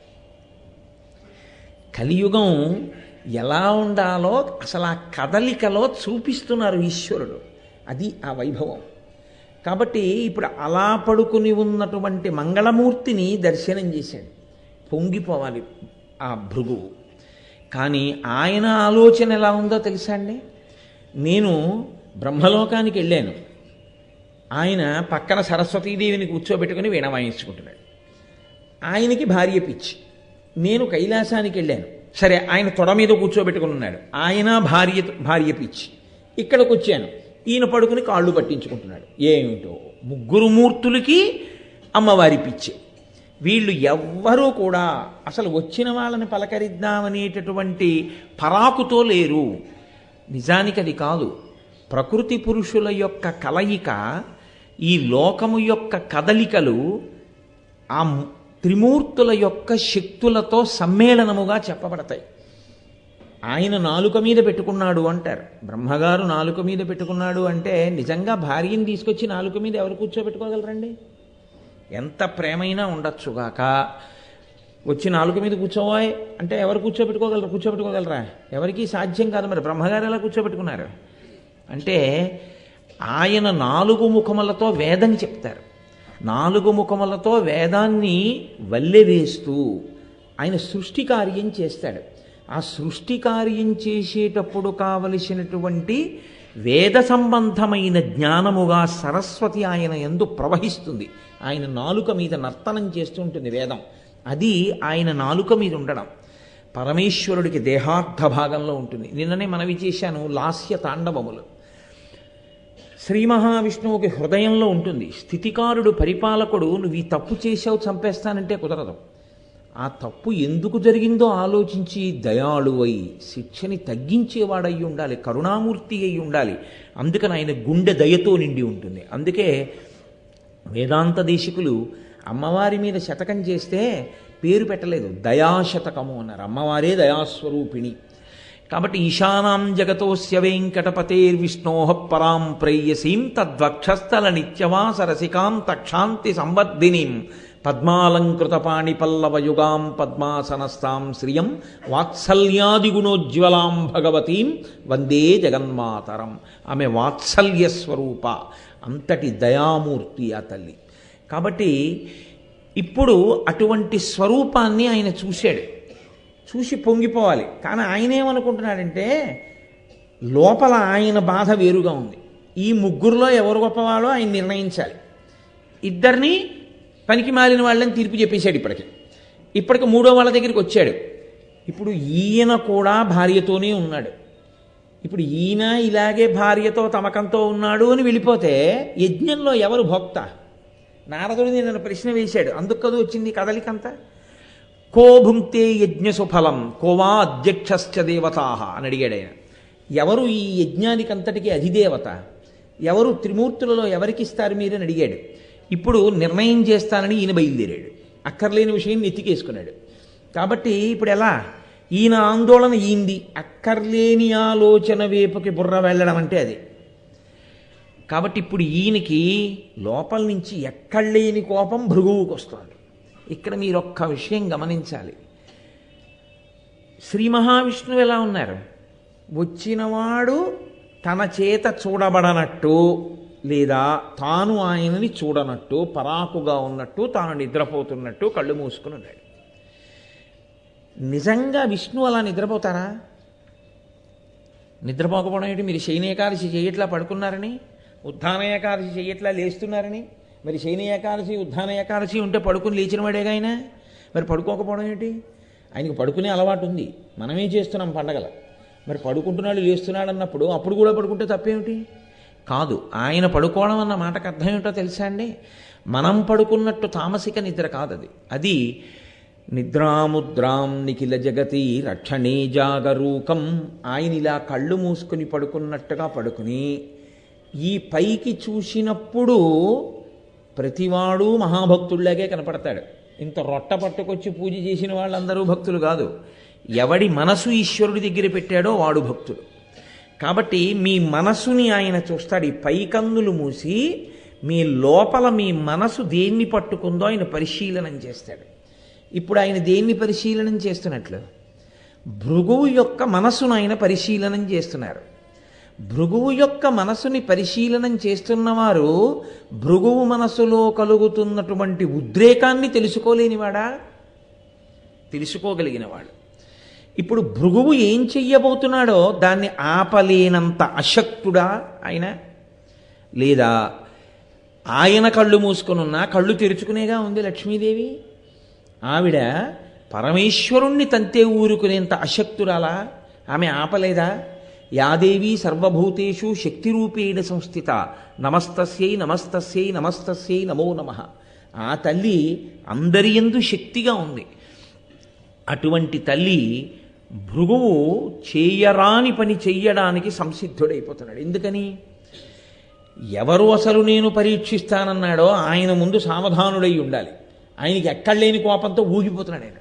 ఈ కోపం ఎక్కడి వరకు వెళ్ళిపోయిందంటే విష్ణువు దాకా వచ్చేసరికి ఇంకా పరీక్షించడానికి నాలుగో వాడు లేడు ఆయన దృష్టిలో. అందుకని ఇప్పుడు విష్ణువు మీద కోపం వచ్చినటువంటి భృగువు తన కాలుతో విష్ణువు యొక్క వక్షస్థలం మీద తనడానికి సిద్ధపడ్డాడు. కలియుగ లక్షణం ఎంత గొప్పగా ఉంటుందో చూడండి. కాబట్టి ఇప్పుడు ఆయన గబగబా అడుగులు వేసి వచ్చి శేషశయనం మీద పడుకున్నటువంటి శ్రీ మహావిష్ణువు యొక్క వక్షస్థలం మీద తన్నడానికి కాలెత్తబోతున్నాడు. ఆయన ఏం ప్రశాంతంగా నడిచి రావట్లేదు, చాలా కోపంగా నడిచి వస్తున్నాడు. నడిచి వస్తున్నప్పుడు ఏమంటే చాలా గబుక్కును వచ్చేసాడండి. ఆపలేకపోయాడు ఆయన. అందాం అనుకుంటున్నారా? వాలి 4 సముద్రముల దగ్గరికి వెళ్ళి అన్ని చోట్ల నిలబడి అర్ఘ్యం ఇవ్వగలిగిన వేగం కన్నా వేగమైన బాణం వెయ్యగలిగిన రామచంద్రమూర్తిగా వచ్చినవాడు ఇటు తిరిగి యుద్ధం చేస్తున్నటువంటి వాలి ఏమిటి అని ఇలా చూసే లోపలే వచ్చి బాణం వక్షస్థలం మీద గుచ్చుకోగలిగినంత వేగంగా బాణమును విడిచిపెట్టగలిగిన రామావతారాన్ని స్వీకరించగలిగిన శ్రీ మహావిష్ణువు ఆ ఉత్తరాగర్భంలోకి అశ్వత్థామ విడిచిపెట్టినటువంటి ఆగ్నేయాస్త్రం వెళ్ళి లోపల ఉన్న పిండాన్ని చెనకి చంపేస్తుంటే ఆమె కడుపు గోడ లోపలికి ఆ పిండానికి మధ్యలో ఒక ఉల్లిపొర కాగితం పెట్టడానికి వీలైనంత చోటు మాత్రమే ఉండి ఇంకా అది ఇలా తగలడానికి అంత వేగంగా ఒక అస్త్రం వెడుతుంటే అది తెలుసుకుని ఇలా గుర్రబండి పట్టుకుని ఎక్కుదామనుకున్నవాడు అలాగే ఉండి ఒక్క క్షణంలో ఉత్తరాగర్భంలోకి వెళ్ళి ఈ పిండానికి అస్త్రానికి మధ్యలో నిలబడి అస్త్రాన్ని తాగగలిగినంత వేగం ఉన్నవాడికి ఈ సమస్త లోకాల్ని సంకల్పం చేత ప్రళయజలములయందు ముంచి రావాకు మీద పడుకుని తేలియాడగలిగినటువంటి శక్తి స్వరూపుడికి పరిగెత్తుకొస్తున్నటువంటి భృగువు యొక్క వేగాన్ని నిగ్రహించగలగడం పెద్ద కష్టమా? ఆయన చెయ్యలేడా ఆ పని? స్థాణువగుదువుగాక అని సంకల్పం చేశాడనుకోండి, అలా ఉంటాడు ఆయన. ఆయన ఏం కొత్తగా చేయక్కర్లేదు. ఇప్పుడు ధనుర్బాణాలో శంఖచక్రాలో ఏం పట్టుకోక్కర్లేదు. అటువంటి శ్రీమన్నారాయణుడు ఆయనే సామాన్యమైన వ్యక్తి. పోనీ తెలుసుకోలేనివాడా? అంత గబగబా వస్తున్నాడు, నాకు నమస్కారం పెట్టడానికి వస్తున్నాను అనుకున్నానండి అందాం అనుకుంటున్నారా? కురుక్షేత్ర సంగ్రామం అంతా అయిపోయిన తర్వాత రథం మీద తాను కూర్చుని సారథిగా అర్జునుడి వంక తిరిగి వెనక్కి, అర్జున నువ్వు రథంలోంచి కిందకి దిగిపో, నువ్వు కిందకి దిగి గాంధీవం తీసేసుకో, రథంలో నీ సంబారాలు ఏ ఉన్నాయో అవన్నీ తీసేసి కింద పెట్టేసుకో, కింద పెట్టేసుకున్న తర్వాత ఇంకా లోపల నీకు సంబంధించినవి ఏవి లేవు అనుకున్నాక చెప్పు, అప్పుడు నేను దిగుతాను, లేకపోతే ఉపద్రవం స్మా అంటే అర్జునుడు గాంధీవం, అక్షయబాణతోణీరాలు, గదలు, కత్తులు అన్నీ తీసి కిందికి దింపేసి తాను కూడా కిందికి దిగి దూరంగా వెళ్ళి నిలబడి ఆఖరికి పతాకం మీద ఉన్నటువంటి హనుమ భూతగణములతో కలిసి ఆయన కూడా వెళ్ళిపోతే చిట్ట చివర రథం మించి కృష్ణ భగవానుడు ఆ పగ్గాల్ని ఇలా వదిలిపెట్టేసి ఒక్కసారి కిందకి దిగగానే రథం భగ్గున మండిపోయింది. మహాభారతంలో మండిపోతే అర్జునుడు ఆశ్చర్యపోయి, బావా అదేమిటి రథం ఇప్పటిదాకా కాలకుండా ఎలా ఉందన్నాడు. ఈ రథం యథార్థానికి కర్ణాదులు విడిచిపెట్టినటువంటి అద్భుతమైనటువంటి అస్త్రముల చేత ఎప్పుడో కాలిపోయింది. కానీ అలా కాలిపోతే అందులో ఉన్నటువంటి నువ్వు కూడా కాలిపోతావని ఇన్నాళ్ళు కాలకుండా దీని నుంచి కురుక్షేత్ర సంగ్రామం పూర్తయిపోయిన తర్వాత శత్రువుల్ని నిశ్శేషంగా సంహరించిన తరువాత ఇప్పుడు ఈ రథం తగలబడిపోయినా పర్వాలేదని నేను కిందకి దూకాను. నేను దిగితే తప్ప అది కాలడానికి వీల్లేదు. నేనున్నంత కాలం అది ఉండవలసింది. నేను కూడా నిన్ను భద్రంగా దింపి అన్నీ దింపేసి నేను దిగిపోయాక అది కాలిపోయింది. అది కాలకుండా నేను దాని మీద కూర్చుని కాపాడాను అర్జున అన్నాడు. ఇన్ని తెలుసున్నవాడు గబగబా వస్తున్నటువంటి భృగువు ఎందుకు వస్తున్నాడో తెలియనివాడా? మరి ఎందుకు ఉపేక్షించినట్లయినా? ఇది కదలిక. కదలనట్టు, తెలియనట్టు, ఆయన ఎరుకలోకి రానట్టు కదలక పడుకున్న వాడిలో నిజమైన కదలిక ఉంది. ఏ కదలికో తెలుసా అండి? అది వెంకటేశ్వరావతారంగా రావడానికి సంబంధించిన మొదటి కదలిక. అక్కడుంది అసలు కదలికంతా. కానీ అది పైకి దొరకదు ఆ కదలిక. ఆయనని అనుమతిస్తే ఆయన వచ్చి తంతే తప్ప ఒక కారణం ఏర్పడదు తాను కదలడానికి. ఈ కారణం తర్వాత ఇంకా మిగిలిన కారణాలు రావాలి. ఈ కారణములలో మళ్ళీ కలియుగంలో ఉండేటటువంటి లక్షణం ఏమిటో, తాను పైకి మాట్లాడకుండా కలియుగంలో ప్రజలు పాటించవలసిన ధర్మాలు ఏమిటో బోధ జరిగిపోతుండాలి. ఇన్నిటిని ఏకకాలమునందు ఆయన ఆవిష్కరించారు. కాబట్టి ఇప్పుడు ఈయన గబగబా కాలెత్తి అక్కడికి వెళ్ళి ఆ పడుకున్నటువంటి శ్రీ మహావిష్ణువుని ఒక్క తన్ను తన్నారు వక్షస్థలం మీద. తన్నగానే ఆ గుండెల మీద అరికాలుతో తన్నినటువంటి ఆ తాపుకి తెలివొచ్చిన వాళ్ళే లేచాడు. లేచి ఒకానొకనాడు సీతమ్మ తల్లి యొక్క వక్షస్థలం మీద కాకాసురుడు గాఢ వేసినంత మాత్రం చేత కోపాన్ని పొందిన రామచంద్రమూర్తి తాను పడుకున్నటువంటి ప్రదేశానికి పక్కనున్న దర్భాసనంలోంచి ఒక దర్భ తీసి బ్రహ్మాస్త్రాన్ని అభిమంత్రించి విడిచిపెట్టగలిగినటువంటి వాడు వెంకటేశ్వరావతార ఆవిష్కరణ సమయమునందు ఎలా లేచాడో తెలుసా అండి? ఉద్ధాయ వినయాన్వితౌ, అతి వినయంతో లేచాడు. ఇది అసంభవమైన విషయం. ఎందుకో తెలుసా అండి? మీరు నిజంగా నిద్రపోతున్న వాణ్ణి గుండెల మీద దండారనుకోండి, వాడు ఉలిక్కి పడలేస్తాడు తప్ప మహావినయంతో లేవడం కుదరదు. కానీ మీకు అందులో ప్రయోగించిన భాషని బట్టి ఆ కదలిక వెనక ఉన్న రహస్యం మీరు అర్థం చేసుకోవాలి. ఉద్ధాయ వినయాన్వితౌ, ఎందుకో తెలుసా అండి ఆ వినయం? తన్నిన భృగువు మీద అంత ఆదరణ ఏమిటి? కాదు. కలియుగంలో భగవన్మార్గంలో నడవాలి అనుకున్న వాడికి ఉండేటటువంటి పరీక్షలు అన్నీ ఇన్ని కావు. సాధారణంగా భగవన్మార్గంలో నడిచేవాడికి దొరికే మొదటి కితాబ్ ఏమిటో తెలుసా అండి? మీరు పిలవకపోయినా వచ్చి పక్కన చేరి పొగుడుతాడు. 3 రోజులు అవదు, మీ వెనక్కి చేరి రాళ్ళేస్తాడు. నిన్ను సేవింపక నాపదల్పడవని నిత్యోత్సవం బబ్బని జనమాతృండనని సంసారమోహంబు పైగొనని జ్ఞానముగల్గని గ్రహగతుల్ కుందింపని మేలు వచ్చిన రాణి లోకుల్ నంగని మెచ్చని అలుగని లోలోన నిందించని చీకాకున్బడని మహాత్ముడని జేలొగ్గని మూకీభావమునంతిట్టని త్రోయని మీ కారుణ్యము కలిగి ఉండినను అంతే చాలునో శంకర. భగవన్మార్గంలో నడవగలిగినటువంటి వాడికి కలియుగంలో గొప్ప ఓర్పు అవసరం. ఆ సహనం లేదనుకోండి, ఆయన ఆ సహనాన్ని కోల్పోయాడు అనుకోండి, ఆ ఓర్పు పోయిందనుకోండి, అసలు కలియుగంలో ఈశ్వరుడి పాదాలు పట్టుకుందామనుకున్న వాడికి వచ్చేవన్నీ పరీక్షలే. అసలు కలియుగం అంటేనే ఓర్పు ఉండకపోతే ఎక్కడైనా పడిపోతాడు. అసలు ముందు పడగొట్టేది ఇది, కోపం తెప్పించి పడగొట్టిస్తుంది. కాబట్టి కలియుగంలో ఉండేటటువంటి స్థితిని ఎలా ఎదుర్కొనాలో ఆయన మనకి చూపిస్తున్నాడు. సహనం సహనం సహనం, ఓర్మితో ఉండడమే.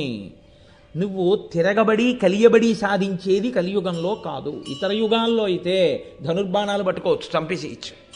కలియుగంలో వచ్చిన ప్రమాదం ఏమిటో తెలుసా అండి? ఉపాధి చేత మనుష్యులు రాక్షసులు తెలియరు. అది కలియుగానికి ప్రథమ లక్షణం. మిగిలిన యుగాల్లో ఉపాధి చేత తెలుస్తారు, ఈయన మనుష్యుడు ఈయన రాక్షసుడు తెలుస్తారు. కలియుగంలో మనుష్య శరీరమునందు రాక్షసుడు ఉంటాడు. రాక్షసులు వేరే ఉండరు. వాడు ఈ శరీరంలోనే కూర్చుని పైకి మనుష్యుడిలా కనపడుతుంటాడు. వాడు చేసేవన్నీ రాక్షస కృత్యములే చేస్తుంటాడు. కాబట్టి ఎంతమందిని మీరు తెగటారుస్తారు? ఎలా తెగటారుస్తారు? కుదరదు. కాబట్టి ఈ యుగంలో మనుష్యుల్ని కలిపురుషుడు ఎంత తొందరగా పాపంలో ముంచుతాడో పరమేశ్వరుడు అంత దయాళువై ఆ పాపంలోంచి ఉద్ధరించి, పాపం నుంచి వాడంతట వాడు బయటికి వచ్చే శక్తిని కృప చెయ్యగలిగిన వాడై వచ్చి నించోవాలి తప్ప అసలు ఆయన నేను పాపులను చెనకుతానన్న మాట కలియుగంలో అంటే అసలు బతకడానికి ఒక్కడో ఉండడు, ఎక్కడో కోట్ల మందిలో ఒక్కడు ఉండాలంతే. కాబట్టి ఎంత ఓర్పుతో రావలసిన అవతారం ఆ అవతారం. ఎవ్వడూ ఆయన చెప్పిన మాట విని చేసేవాడు ఉండడు. ఎవణ్ణి చూసినా ఆయన చెప్పిన ధర్మాన్ని అతిక్రమించేవాడే కనపడతాడు. ఆయన చెప్పిన శాసనమైన వేదాన్ని తిరస్కరించేవాడే కనపడతాడు. వేదము ఎలా చెప్పిందో అలా బ్రతకని వాడే కనపడతాడు. అప్పుడు ఆయన చక్రం పట్టుకుంటే, అప్పుడు ఆయన శంఖం పట్టుకుంటే, ధనస్సు పట్టుకుంటే అప్పుడు అసలు లోకంలో ఇక మిగలడానికి ఉండరు. మిగిలిన యుగాల్లో అయితే మిగలడానికి కొంతమంది ఉన్నారు, చావడానికే కొంతమంది ఉన్నారు. ఈ యుగంలో అసలు మిగలడానికి ఉండేవాళ్ళు ఒకరో ఇద్దరు మిగులుతారంతే. కాబట్టి ఇప్పుడు ఆయన ఏం చేయాలంటే పరమ ఓర్పుతో నిలబడాలి. నిలబడితే తప్ప ఇంతమందిని ఉద్ధరించడం కుదరదు. కాబట్టి అసలు ఆ కదలికలో మొదట ఆ ఓర్పుని ఆయన సూచించాడు. కాదు, ఆయనకి ఓర్పు కాదు. కలియుగంలో వృద్ధిలోకి రావాలనుకున్న ఎవ్వడైనా ఈశ్వరుడి పాదాలు పట్టుకుని భక్తితో ఉందాం అనుకున్నాడు, వాడు చాలా ఓర్పుని కలిగి ఉన్నవాడై ఉండాలి. ఆ ఓర్పు లేదనుకోండి, వాడు పడిపోతాడు ఎక్కడో. ఎందుకనో తెలుసా అండి? ఎక్కడ మీకు సన్మానం ఉంటుందో అక్కడే తిరస్కారం ఉంటుంది అని గుర్తుంచుకోవాలి. ఎక్కడ సన్మానం ఉంటుందో అక్కడే మీ అహంకారం పెరగడానికి విత్తనం ఉంది అని గుర్తుపెట్టుకోవాలి. అందుకే లోకంలో చాలా వృద్ధిలోకి వస్తున్నటువంటి పండితుడు, నిస్వార్థమైనటువంటి బ్రాహ్మణుడు ఉంటే వాడిని కలియుగంలో ఎలా పాడు చేయొచ్చు అని అడిగారు. వాడికి ఒక 2-3 సన్మానాలు చెయ్యండి అన్నారు. చేస్తే వాడు పాడైపోతాడు. ఎందుకో తెలుసా అండి? వాడికి మీరు సన్మాన పత్రం ఇచ్చేశారనుకోండి చాలు, వాడు దాన్ని ఇంట్లో ఎదురుగుండా పెట్టుకుని రోజు పైనుంచి కిందకి, కింద నుంచి పైకి చదువుకుని నేను నిజంగా అంతటి వాడిని అనుకుంటాడు. అదొక్కటి చాలు వాడు పాడైపోవడానికి. పోతుందంతే, నా అంతటి వాడిని నేను ఇంకా ఈశ్వరుడు ఎందుకంటాడు. కాబట్టి కలియుగంలో దేనికైనా సహనమే. మీరు చూడండి, నేను ఎందుకు వేదిక మీద కూర్చుని వివరంగా చెప్పాలి? మీరు ఎక్కడికి వెళ్ళండి మీ సహనానికి పరీక్ష ఉంటుంది. ఎక్కడ ఎవరి దగ్గరికి వెళ్ళండి, మాట దగ్గర నుంచి చేష్ట వరకు అసలు క్రమశిక్షణతో సాత్వికమైనటువంటి తీరుతో ఉండేటటువంటి వ్యక్తులు మీకు కనపడరు. ఒక్కసారి తీసుకెళ్ళి ఒకరినో కుర్చీలో కూర్చోబెట్టారో అంతే, ఎంత మార్పు వచ్చేస్తుందో, ఎంత అధికార లాలసో. గజ్జల మల్లారెడ్డి గారి భాషలో చెప్పారంటే, అధికార కామిని గాఢ పరిష్వంగము చేత ఆమె అధరామృతమును తాగి మత్తెక్కి తైతక్కలాడే అధికార బధిరాధములు అన్నాడు ఆయన తోట. అలా అటువంటి స్థితిని పొందేస్తాడంతే అధికారంలోకి వెళ్ళగానే. యుక్తాయుక్త విచక్షణ ఉండదు, ఎవడి ఇష్టం వచ్చినట్లు వాడు మాట్లాడుతుంటాడు. అన్ని చోట్ల మీరు ఓర్మి వహిస్తూనే ఉండాలి. ఆ ఓర్పు మీకు పోయిందో అవతలవాడు కాదు పాడయ్యేది, మీరు పాడైపోతారు. క్షమాదానం, క్షమాయజ్ఞం, క్షమా సత్యం హి పుత్రికాహ, క్షమా యశః, క్షమా సత్యం, క్షమయావిష్ఠితం జగత్ అంటారు వాల్మీకి మహర్షి రామాయణంలో. ఓర్పుయే సత్యము, ఓర్పుయే ధర్మము, ఓర్పుయే యజ్ఞము. అసలు నిజమునకు ఈ జగత్తంతా దేని ఎందుంది అంటే ఓర్పు ఎందే ఉంది. ఓర్పు పట్టలేక ఉద్ధతితో ప్రవర్తిస్తే అయిపోయిందంతే. ఏముందండి, ఇవాళ ప్రపంచం అంతా కూడా the entire world can be destroyed just through the press of a button, అంతే కాదా? ఎక్కడో కూర్చుని ఇలా ఒక బటన్ నొక్కితే ప్రపంచం అంతా వచ్చి బాంబులు పడిపోగలిగినటువంటి వ్యవస్థ ఇవాళ ఏర్పడిపోయింది. ఎక్కడ ఎవరు సహనాన్ని కోల్పోయినా ఈ ప్రపంచ పటంలో దేశాలుండవు, జీవజాలం ఉండదు. కానీ ఇంకా నిలబడగలుగుతోంది అంటే ఎక్కడో ఇంకా సహనం అన్న మాట ఒకటి ఉంది. అది లేకపోతే అర్థమేముంది? మీరు కలియుగంలో గమనించండి, తల్లి దెబ్బలాడిందని ఆత్మహత్య పిల్ల, మేస్టారు కొట్టారని ఆత్మహత్య పిల్లాడు, భర్త దెబ్బలాడారని భార్య ఆత్మహత్య, అప్పులు చేసేసి తీర్చలేకపోతున్నామని కుటుంబం ఆత్మహత్య, లేకపోతే తనకి ఇంకా పెళ్ళవలేదని ఆడపిల్ల ఆత్మహత్య, ఉద్యోగం రాలేదని మగపిల్లవాడు ఆత్మహత్య. ఈ ఆత్మహత్యలన్నిటికీ కారణం ఎక్కడ అంటే సహనము అన్న మాటని కోల్పోవడమే. వాల్మీకి మహర్షి రామాయణంలో ఒక తీర్పు చెప్తారు. కళ్యాణీ పతగాదేయం లౌకికీ ప్రతిభాతిమా ఏతి జీవంతి మానందో నరం వర్ష శతాదపి. మనుష్యునికి 100 సంవత్సరాల వయస్సు, 99 సంవత్సరముల 364 రోజుల 23 గంటల 59 సెకండ్లు కష్టములతోటే బతికినా చిట్ట చివర 107 పూర్తయ్యే 1 సెకండ్లో నువ్వు శుభవార్త వింటావు, నువ్వు అలా ఓర్పుతో ఉండగలిగితే. కాబట్టి ఓర్పు అంత ప్రధానం. కలియుగంలో ఏ లక్షణాన్ని మనుష్యులు కలిగి ఉండాలో, ఏ రంగంలో వృద్ధిలోకి రావాలనుకున్న వాడైనా ఆ సహనం ఉండాలి. ఆ సహనము మీరు విడిచిపెట్టేశారనుకోండి అంతే. మీరు చూడండి, నేను మీతో యథార్థం మనవి చేస్తున్నాను. వెంకటేశ్వరావతారం అంటే ఏదో తిరుపతి వెళ్ళిపోవడమును ఆ హుండీలో డబ్బులు వేసేయడం వచ్చేయడం అనుకున్న వాడికి అంతవరకే పనికొస్తుంది. అది కాదు. వెంకటేశ్వరావతార కదలికలో మీకు ఒక బోధ ఉంది అని మీరు అనుకుంటే మీ జీవితం పండడానికి వెంకటరమణుడు కారకుడవుతాడు. మీరు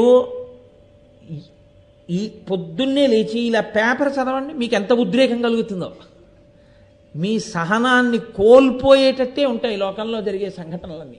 ఎందుకని? అది కలియుగం యొక్క లక్షణం. ఎక్కడ కోపం ఆవహిస్తుందో అక్కడ ఆలోచన నశించిపోతుంది. క్రుద్ధ పాపం న కుర్యాత్కః క్రుద్ధో హన్యాత్ గురుదపి క్రుద్ధ పరుషయా వాచ నరం సాధు నధిక్షిపేత్. ఆ క్రోధం వచ్చిన వాడు గురువుని కూడా చంపేస్తాడు. ఎందుకంటే ఇంకా యుక్తాయుక్త విచక్షణ అన్న హద్దు నశించిపోతుంది ఆ కోపంలో. ఆ కోపంలో ఏం మాట్లాడుతున్నాడో ఏం మాట్లాడకూడదో ఏమీ తెలియదు. యథోరగస్తజం జీర్ణాం సవై పురుషముచ్యతే. ఆ హద్దు దాటకుండా కోపాన్ని అవసరమైతే తెచ్చుకుని, ఓ ఇంతకన్నా నేను కోపధారిని కాకూడదని తన ఒంటిలో పుట్టినటువంటి కుబుసాన్ని తానే విడిచిపెట్టేసిన పాములా తన కోపాన్ని తాను ఒక హద్దు దాటిన తర్వాత ఉంచుకోకుండా విడిచిపెట్టగలిగిన వాడెవడో వాడు ధన్యాస్తే పురుషశ్రేష్ఠాః యో బుద్ధ్యా కోపముద్ధితం నిరుంధంతి మహాత్మానో దీప్తమగ్నిమివాంభస. అగ్నిహోత్రము పెరగకుండా ఆర్పినవాడు ఎటువంటి వాడో, కోపము ప్రజ్వరిల్లకుండా నియంత్రించుకున్నవాడు ధన్యుడు. ఆ ధన్యుణ్ణి పాపం అంటదు. నిన్నటి రోజున మీకు చెప్పాను, పాపమన్న మాటకు అర్థమేమి? ధన్యుని చెనకలేనిదేదో దానికి పాపమని పేరు. ధన్యుడనగా ఎవడో ప్రతి దానికి హద్దు పెట్టుకుంటాడో, చెలియలి కట్ట పెట్టుకుంటాడో, ఆ చెలియలి కట్టని తనంత తానెవడు దాటడో వాడు ధన్యుడు. సముద్రం భూమి మీదకొచ్చి పడిపోయేటటువంటి శక్తి లేక ఉండిపోతుంది. అలాగా ఈ ఒడ్డు నేను దాటి రాను అని ఏదో ఒక గోనె బస్తాలో పెట్టి మూట కట్టేస్తే కాళ్ళు చేతులు గింజుకుంటున్నవాడిలా పొంగి పొరలుచు వచ్చి పృథివిపై పడకుండా కడలి రాయుడి కాళ్ళు కట్టాడాయా ఉన్నాడాయా దేవుడు ఉన్నాడాయా. ఆ సముద్రుడు ఆ చెలియలి కట్టను అడ్డు పెట్టుకుని అక్కడ వరకే వచ్చి వెనక్కి ఎందుకు ఎడుతున్నాడు అంటే ఆయన పెట్టుకున్నాడు ఒక నియతి, నేను దాటి రాను. ఆయన వచ్చేస్తాను అని అన్నాడు అనుకోండి, మీరు ఆపగలరా నేను ఆపగలనా? ఆపలేము. అందుకే ఈ ఓర్పు ఎక్కడ ఉంటుందో అక్కడ పొంగు కుంగు ఉండదు.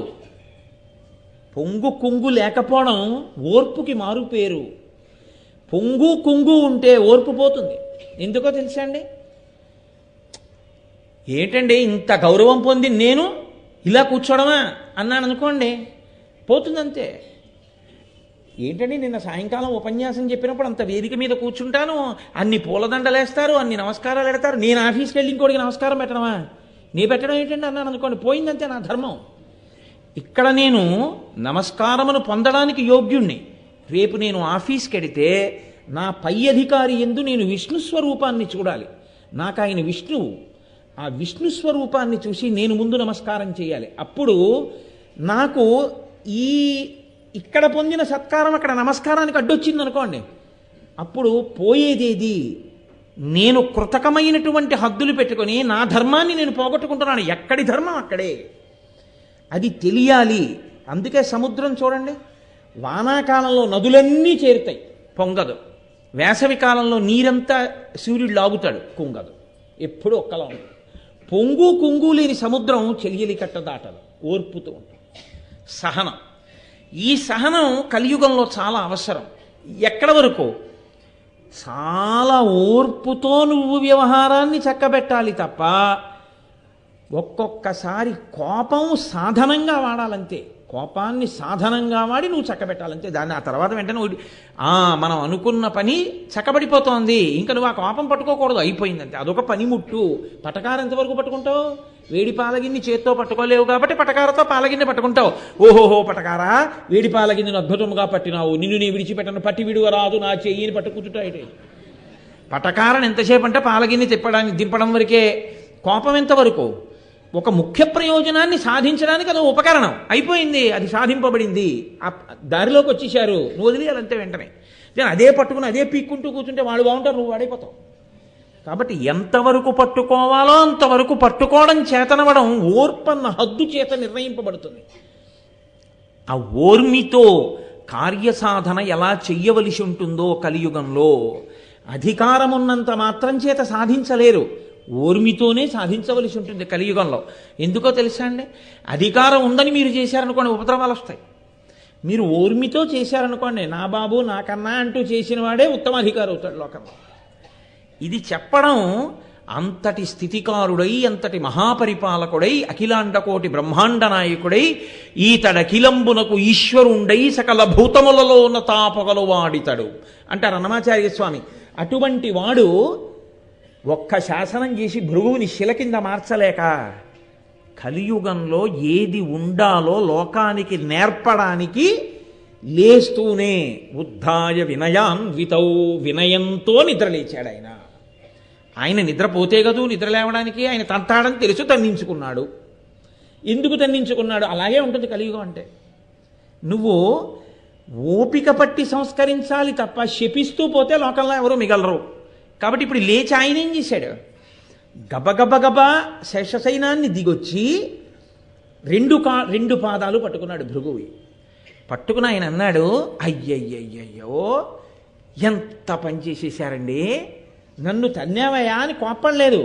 వజ్రాధృడతరం విద్ధిమచ్చరీరం ద్విజోత్తమ కిమర్థం తాడితం విప్ర కోమలాంఘ్రితలేనతం అని అడిగాడు ఆయన.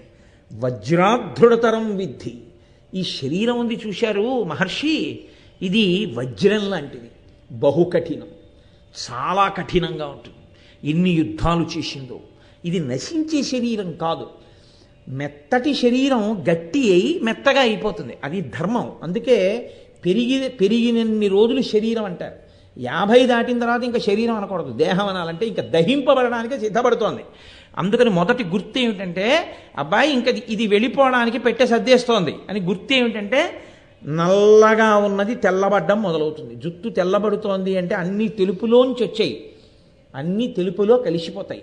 ఎందులోంచి వచ్చి ఓపికతో నిలబడ్డావో అవి ఉపసంహార ప్రక్రియ ప్రారంభమైంది. కొత్త కొత్త ఆభరణాలు వస్తాయి.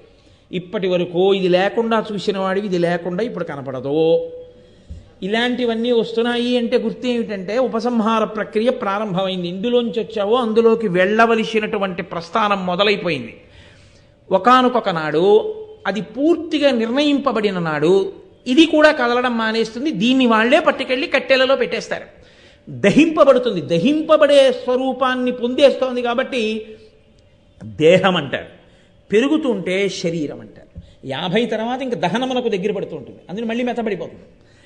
పుట్టినప్పుడు కాలు ముట్టుకున్నా, చేయి ముట్టుకున్నా, బుగ్గ ముట్టుకున్నా, గుండెలు ముట్టుకున్నా, పొట్ట ముట్టుకున్నా మెత్తగా ఉంటుంది. దూదిలే ఎలా ఉందో మా అబ్బాయి బొజ్జని ఇలా ముట్టుకుంటే మెత్తగా ఉంటుంది. వాడి పొట్టలో తండ్రి నోరు పెట్టి ఏదో ఊతూ ఉంటాడు, ఊతుంటే చప్పుడు వస్తుంది, వాడి కిలకిల నవ్వుతూ ఉంటాడు. ఏది పెద్ద అయ్యాక పెట్టండి, వజ్రంలా ఉంటుంది వాడి కడుపు. కాబట్టి శ్రీ మహావిష్ణువు అన్నారు వజ్రాధృడతరం విద్ధి. ఈ శరీరం వజ్రంలా చాలా గట్టిగా ఉంటుంది. ఇన్ని యుద్ధాలు చేసిందో దీన్ని తన్నడం, దీన్ని తంతే ఏమవుతుంది? మీ కాళ్ళు నొప్పెట్లా? ఎంత ఆశ్చర్యం అండి, ఎంత ఓర్పండి.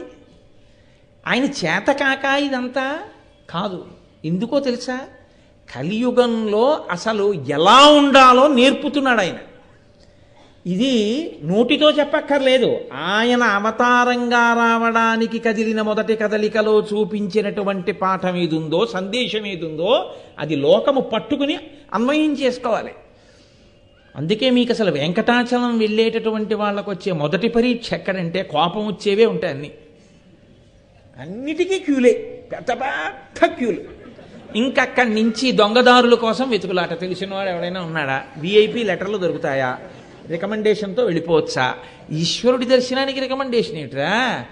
ఏదో డాక్టర్ గారి దగ్గరికి వెళ్ళి రికమెండేషన్ చేయించుకుని ముందు లోపలికి వెళ్ళిపోయినట్టు అక్కడ కూడా మహాన్యాయం. నీలాగే జ్వరం ఉన్న వాళ్ళు చాలామంది ఉంటే నువ్వు రికమెండేషన్ చేయించుకుని లోపలికి వెళ్ళండి. నీకు డాక్టర్ గారు తెలిసి పిలిస్తే వేరే విషయం, అది వేరు. అది ఆయనకి నీ పట్ల ఉన్న గౌరవం. నువ్వు ఎవరితో తీసుకొచ్చి రికమెండేషన్ చేయించిన డాక్టర్ గారి దగ్గరికి వెళ్ళడం ఏంటి? డాక్టర్ గారి దగ్గరికి వెళ్ళడమే అంత అన్యాయం అయితే ఈశ్వరుడి దగ్గరికి రికమెండేషన్ చేయించుని వెళ్ళడం ఎంత అన్యాయం అండి? అంటే ప్రతిదానికి కోపం వచ్చేవే ఉంటాయి, ఏదో కోపం వచ్చే సందర్భాలు ఉంటాయి. ఎందుకుంటాయో తెలుసా అండి?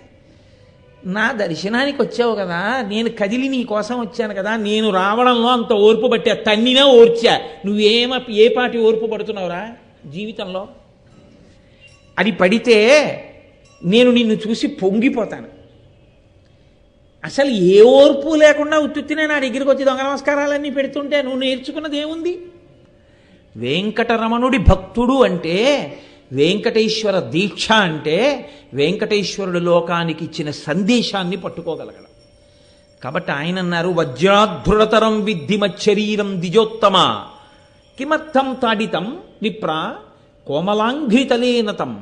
చాలా కోమలంగా ఉందే మీ పాదం యొక్క అరికాలు, ఇంత మృదువుగా ఉన్న అరికాలుతో ఈ శరీరాన్ని తన్నారా, ఉండండి ఎంత పెట్టిందో అని వెంటనే గబగబా ఆయన ఏం చేశాడంటే ప్రక్షాళ్యో ఉష్ణోదకం తీసుకొచ్చి వేడి నీళ్లు తీసుకురా అని వేడి నీళ్లు తెప్పించి, మనం చూడండి ఏమైనా కాస్త కాళ్ళు నొప్పి పెడితే వేడి నీళ్లు పోసుకుంటాం, పెట్టండి గిన్నెలో అని ఓ గిన్నెలో ఆ కాళ్ళు పెట్టించి ఓ పళ్ళెంలో వేడి నీళ్లు పోసి ఆ పాదాలకు అడిగాడు.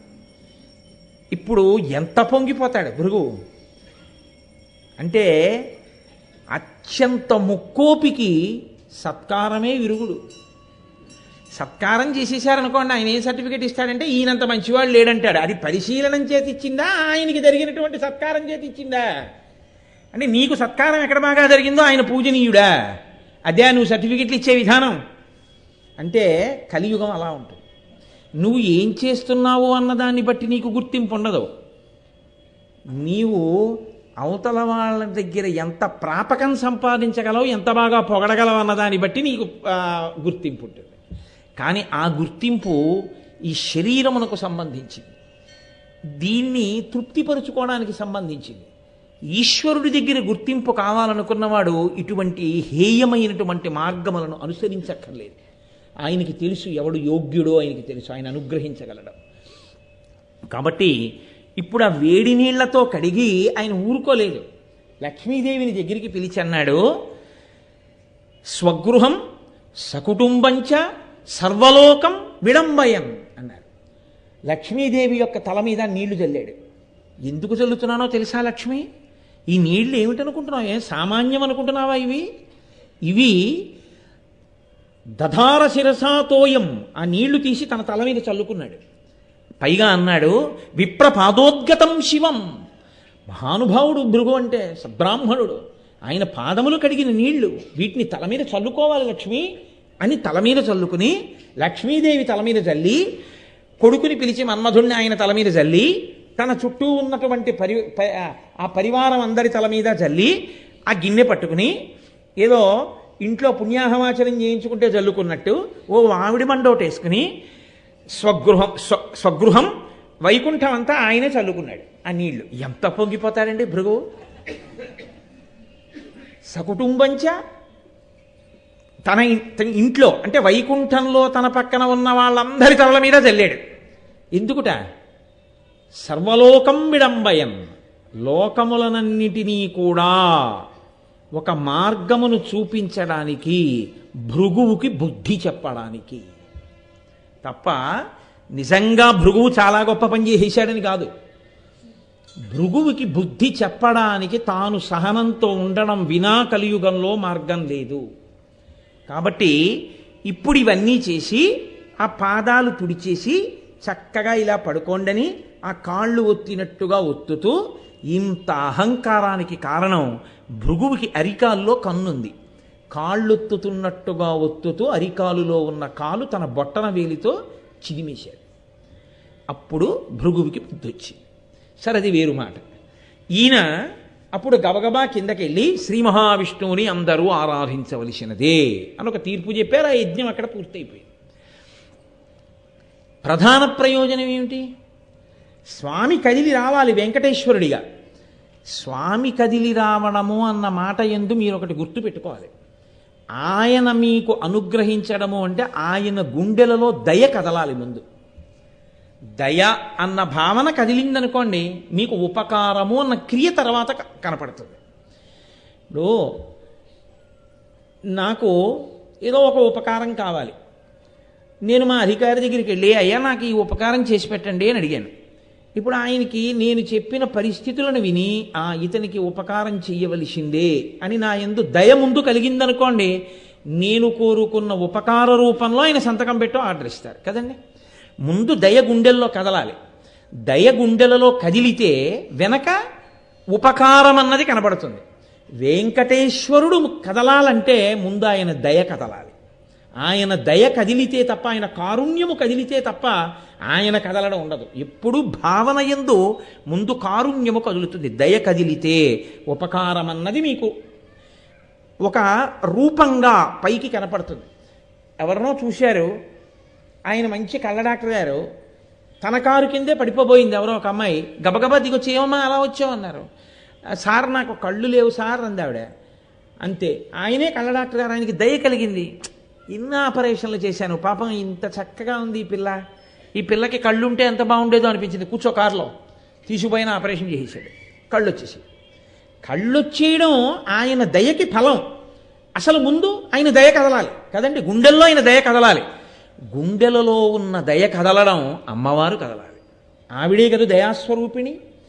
ఆవిడ ముందు కదిలితే తప్ప లోకానికి ఒక పాఠము రాదు, వెంకటేశ్వర అవతారము. కాబట్టి ఆవిడ ఒక చిత్రమైన ప్రతిపాదన చేసింది. భృగువు వెళ్ళిపోగానే ఆవిడంది, స్వామి నేను నిన్ను ఎప్పుడూ ఆలింగనం చేసుకుంటూ ఉంటాను. నేను ఆలింగనం చేసుకునేటటువంటి స్థలం నీ వక్షస్థలం. నీ వక్షస్థలం నా వక్షస్థలంతో రాపాడబడితే దాన్ని ఆలింగన సుఖము అంటారు. పుత్రగాత్ర పరిష్వంగము కన్నా సుఖము ప్రపంచమునందు లేదు అని.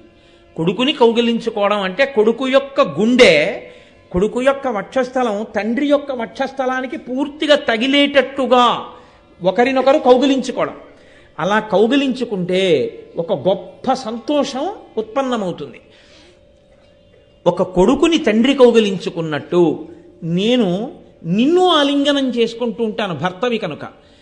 నేను నిన్ను ఆలింగనం చేసుకోవడము అనేటటువంటి నా తృప్తి స్థానము నీ గుండె. నా తృప్తి స్థానమును నీతో సమానుడు కానివాడు, నీకు కొడుకు సదృశుడు, ఒక ఋషి, ఒక మనుష్యుడు తన్నాడు.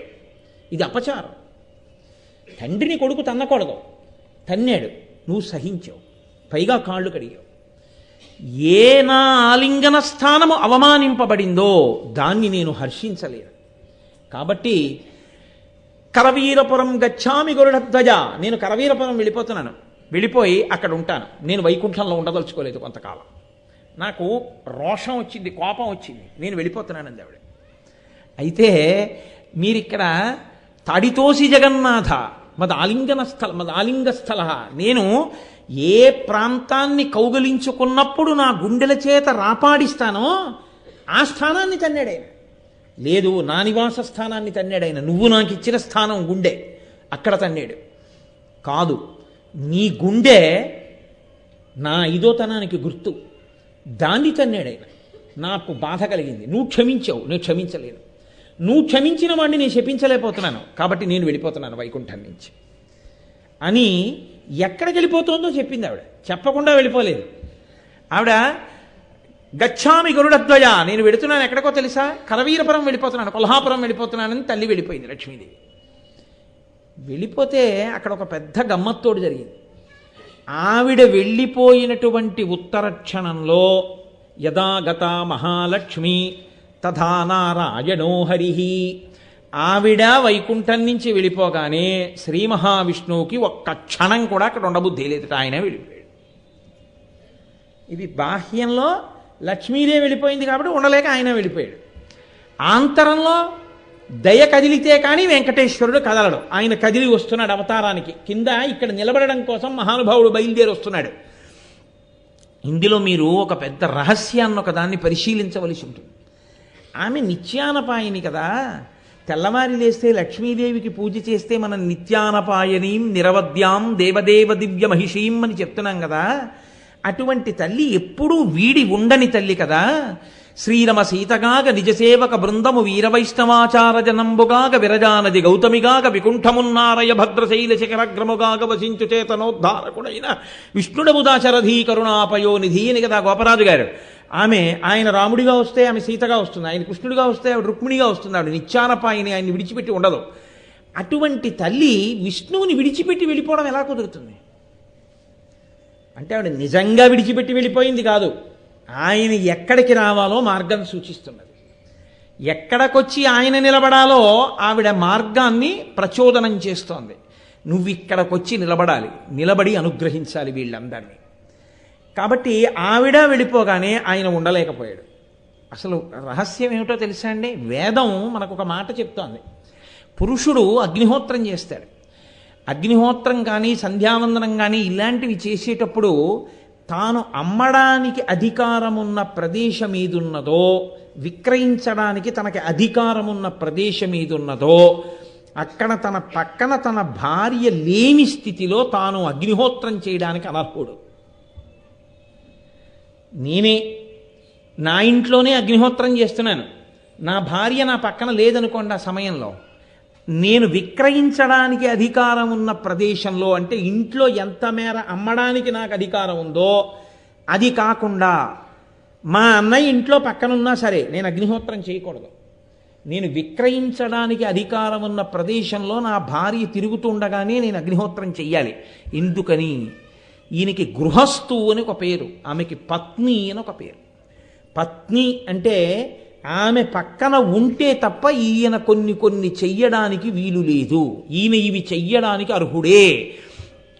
ఆడదాని మెడలో మంగళసూత్రాన్ని చూడగానే ఆమె సువాసిని అని ఎలా నమస్కరిస్తామో, ఈయన మంగళప్రదుడు, ఈయన అగ్నికార్యం, హోమం, యజ్ఞం, యాగం, కన్యాదానం, పూజ చెయ్యడానికి అర్హుడు.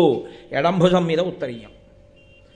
ఆ ఉత్తరీయం ఆయన అధికారాన్ని సూచిస్తుంది. మంగళప్రదుడు ఆయన భార్యాసహితుడు, ఆయన యజ్ఞయాగాదులు చేయవచ్చు అని. పత్ని అన్న మాటకి అంత లోతైన అర్థం ఉంది. కాదు, మీతో నేను ఒక విషయాన్ని మనవి చేస్తాను. ఆమెయే ఆ ఇంటి లక్ష్మి. అందుకే పీటల మీదకి తీసుకొచ్చేటప్పుడు గౌరీ పూజ వరకు ఆమె నడిచి రావచ్చు. గౌరీ పూజ చేసిన తరువాత ఇక ఆడపిల్ల ఎట్టి పరిస్థితుల్లోనూ పెళ్లిపీటల మీదకి నడిచి రాకూడదు. ఎందుకు రాకూడదో తెలుసా అండి? ఆమెతో గౌరీ పూజ చేయించినప్పుడు కన్యావరణ అయిపోతుంది. ఆమెని ఆయనకి ఇల్లాలుగా ఇవ్వడానికి తీసుకొస్తున్నారు పీటల మీదకి. ఇప్పుడు ఆయనకి ఆమె లక్ష్మి, ఆయనకి లక్ష్మిగా వస్తున్నది నడిచి రాకూడదు. లక్ష్మి రథం మీద రావాలి, గౌరవంగా రావాలి, మర్యాదతో రావాలి. అందుకని ధాన్యం పోసినటువంటి గంపలో కూర్చోపెట్టి ఈమె లక్ష్మి, నీవు నారాయణుడవు, నీకు ఈమెనిస్తున్నామని మేనమామల ముద్దు మేలైన ముద్దు, ఈమె వృద్ధిలోకి రావాలని మేనమామలందరూ కలిసి లక్ష్మికి తీసుకొస్తున్నారు. కాబట్టి బుట్టలో పట్టి తీసుకొస్తారు. మా అక్క చెల్లెలికి తోడ పుట్టినందుకు మేము పొందిన అదృష్టం ఏంటంటే, మా అక్క చెల్లెలి కడుపున పుట్టిన లక్ష్మిని మేము పట్టుకుని తీసుకెడుతున్నాం, నారాయణుడి దగ్గరికి తీసుకెడుతున్నాం, ఇంతకన్నా మాకేం కావాలి అని వాళ్ళు పంచెలు కట్టుకుని ఉత్తరీయాలు వేసుకుని వాళ్ళు బుట్ట పట్టుకుని ఎడతారు లక్ష్మీదేవిని. లక్ష్మీదేవిని పట్టుకుని తీసుకొచ్చి నారాయణుడికి అప్పచెప్పారు కాబట్టి మగపెళ్లి వారు మురిసిపోయి, లక్ష్మినే తెచ్చి తనకు అప్పచెప్పారంటే మామగారు మురిసిపోవాలి. తనింటికి లక్ష్మీదేవి వచ్చింది కాబట్టి ఎక్కడో పుట్టిన పిల్ల ఇక్కడికి వచ్చింది, ఇంటి పేరు వదిలేసింది, వంశం వదిలేసింది, గోత్రం వదిలేసింది. తన కొడుకు యొక్క తేజస్సు స్వీకరించి తన వంశానికి ఉద్ధారకుణ్ణి కనిస్తోంది. తను తాతయ్య మనవణ్ణి చూసుకుని మురిసిపోతున్నాడు. ఇన్ని తరాలు చూశానని తాతగారు అని పిలిపించుకుని సంతోషపడిపోతున్నాడు. అందుకని మామగారు ఆ రోజున మురిసిపోయి పిల్లని బుట్టలో పెట్టి తెచ్చినందుకు తన ఆనందమును ఆవిష్కరిస్తూ, మీరు 10 కాలాలు జీవించి ఉండండి అని ఆయుర్దాయకారకముగా అంచు కలిగిన వస్త్రాన్ని బహూకరిస్తాడు. వస్త్రద్వయం, ఒకటి ఇవ్వకూడదు కాబట్టి పంచెల చాపు లేదా ఉత్తరీయంతో కూడిన పంచెని ఆ బుట్టలో తీసుకొచ్చిన వాళ్ళందరికీ బహూకరిస్తారు. అసలు ఆడపిల్ల జీవితంలోకి ప్రవేశించడమే అంత గమ్మత్తు. పెళ్ళైపోయిన తర్వాత ప్రధాన హోమం దగ్గరికి వెడుతుంటాడు పురుషుడు. వెళ్ళేటప్పుడు భార్యని తీసుకెళ్లేటప్పుడు ఒక మంత్రం ఉంటుంది, ఆ మంత్రం చెప్పి తీసుకెళ్ళాలి. ఏమని తీసుకెళ్తాడో తెలుసా అండి? నీవు స్వామిని అయి నడిచిరా అంటాడు. అంటే హోమం చేయడానికి ప్రధాన హోమం రాత్రి ముహూర్తం అయితే రాత్రి చేసేస్తారు ప్రధాన హోమం. ప్రధాన హోమం చేసేటప్పుడు భార్య పక్కన కూర్చోవాలి అంటే తన అభ్యున్నతికి అంతటికీ ఇక ఆమె కారణమై ఉంటుంది. కాబట్టి ఆమె స్వామిని అంటే ఆమెయే ఆ ఇంటి యజమానురాలు. గృహిణి గృహముచ్యతే. గృహము అని దేనికి పేరు? భార్య ఉంటేనే దానికి గృహమని పేరు. భార్య లేదు అది గృహము కాదు. గృహము కాదు కాబట్టి ఆయన గృహస్థు కాడు. గృహస్థు కాడు కాబట్టి ఆయనకి యజ్ఞం కానీ, యాగం కానీ, అగ్నిహోత్రం కానీ, తన కడుపున పుట్టిన పిల్లని కన్యాదానం చేసే అధికారం కానీ ఆయనకి లేవు. ఇంకో జంటని కూర్చోబెట్టి చేయించాలి. భార్యాస్థానము అంత గొప్పది. అందుకే శాస్త్రం దాన్ని ఇంకొక పేరుతో పిలవదు, పత్ని అని పిలుస్తుంది. పత్ని వేరు, భార్య వేరు, సతి వేరు, వీటికి అర్థాలు వేరుగా ఉంటాయి. పత్ని అన్న మాటకు అర్థం ఏంటంటే, అందుకే ధర్మపత్ని సమేతస్య అంటాం. తన పక్కన కూర్చుని అగ్నిహోత్రాది క్రతువులు చేయడానికి అధికారము పొందినదెవరో ఆమె మాత్రమే పత్ని.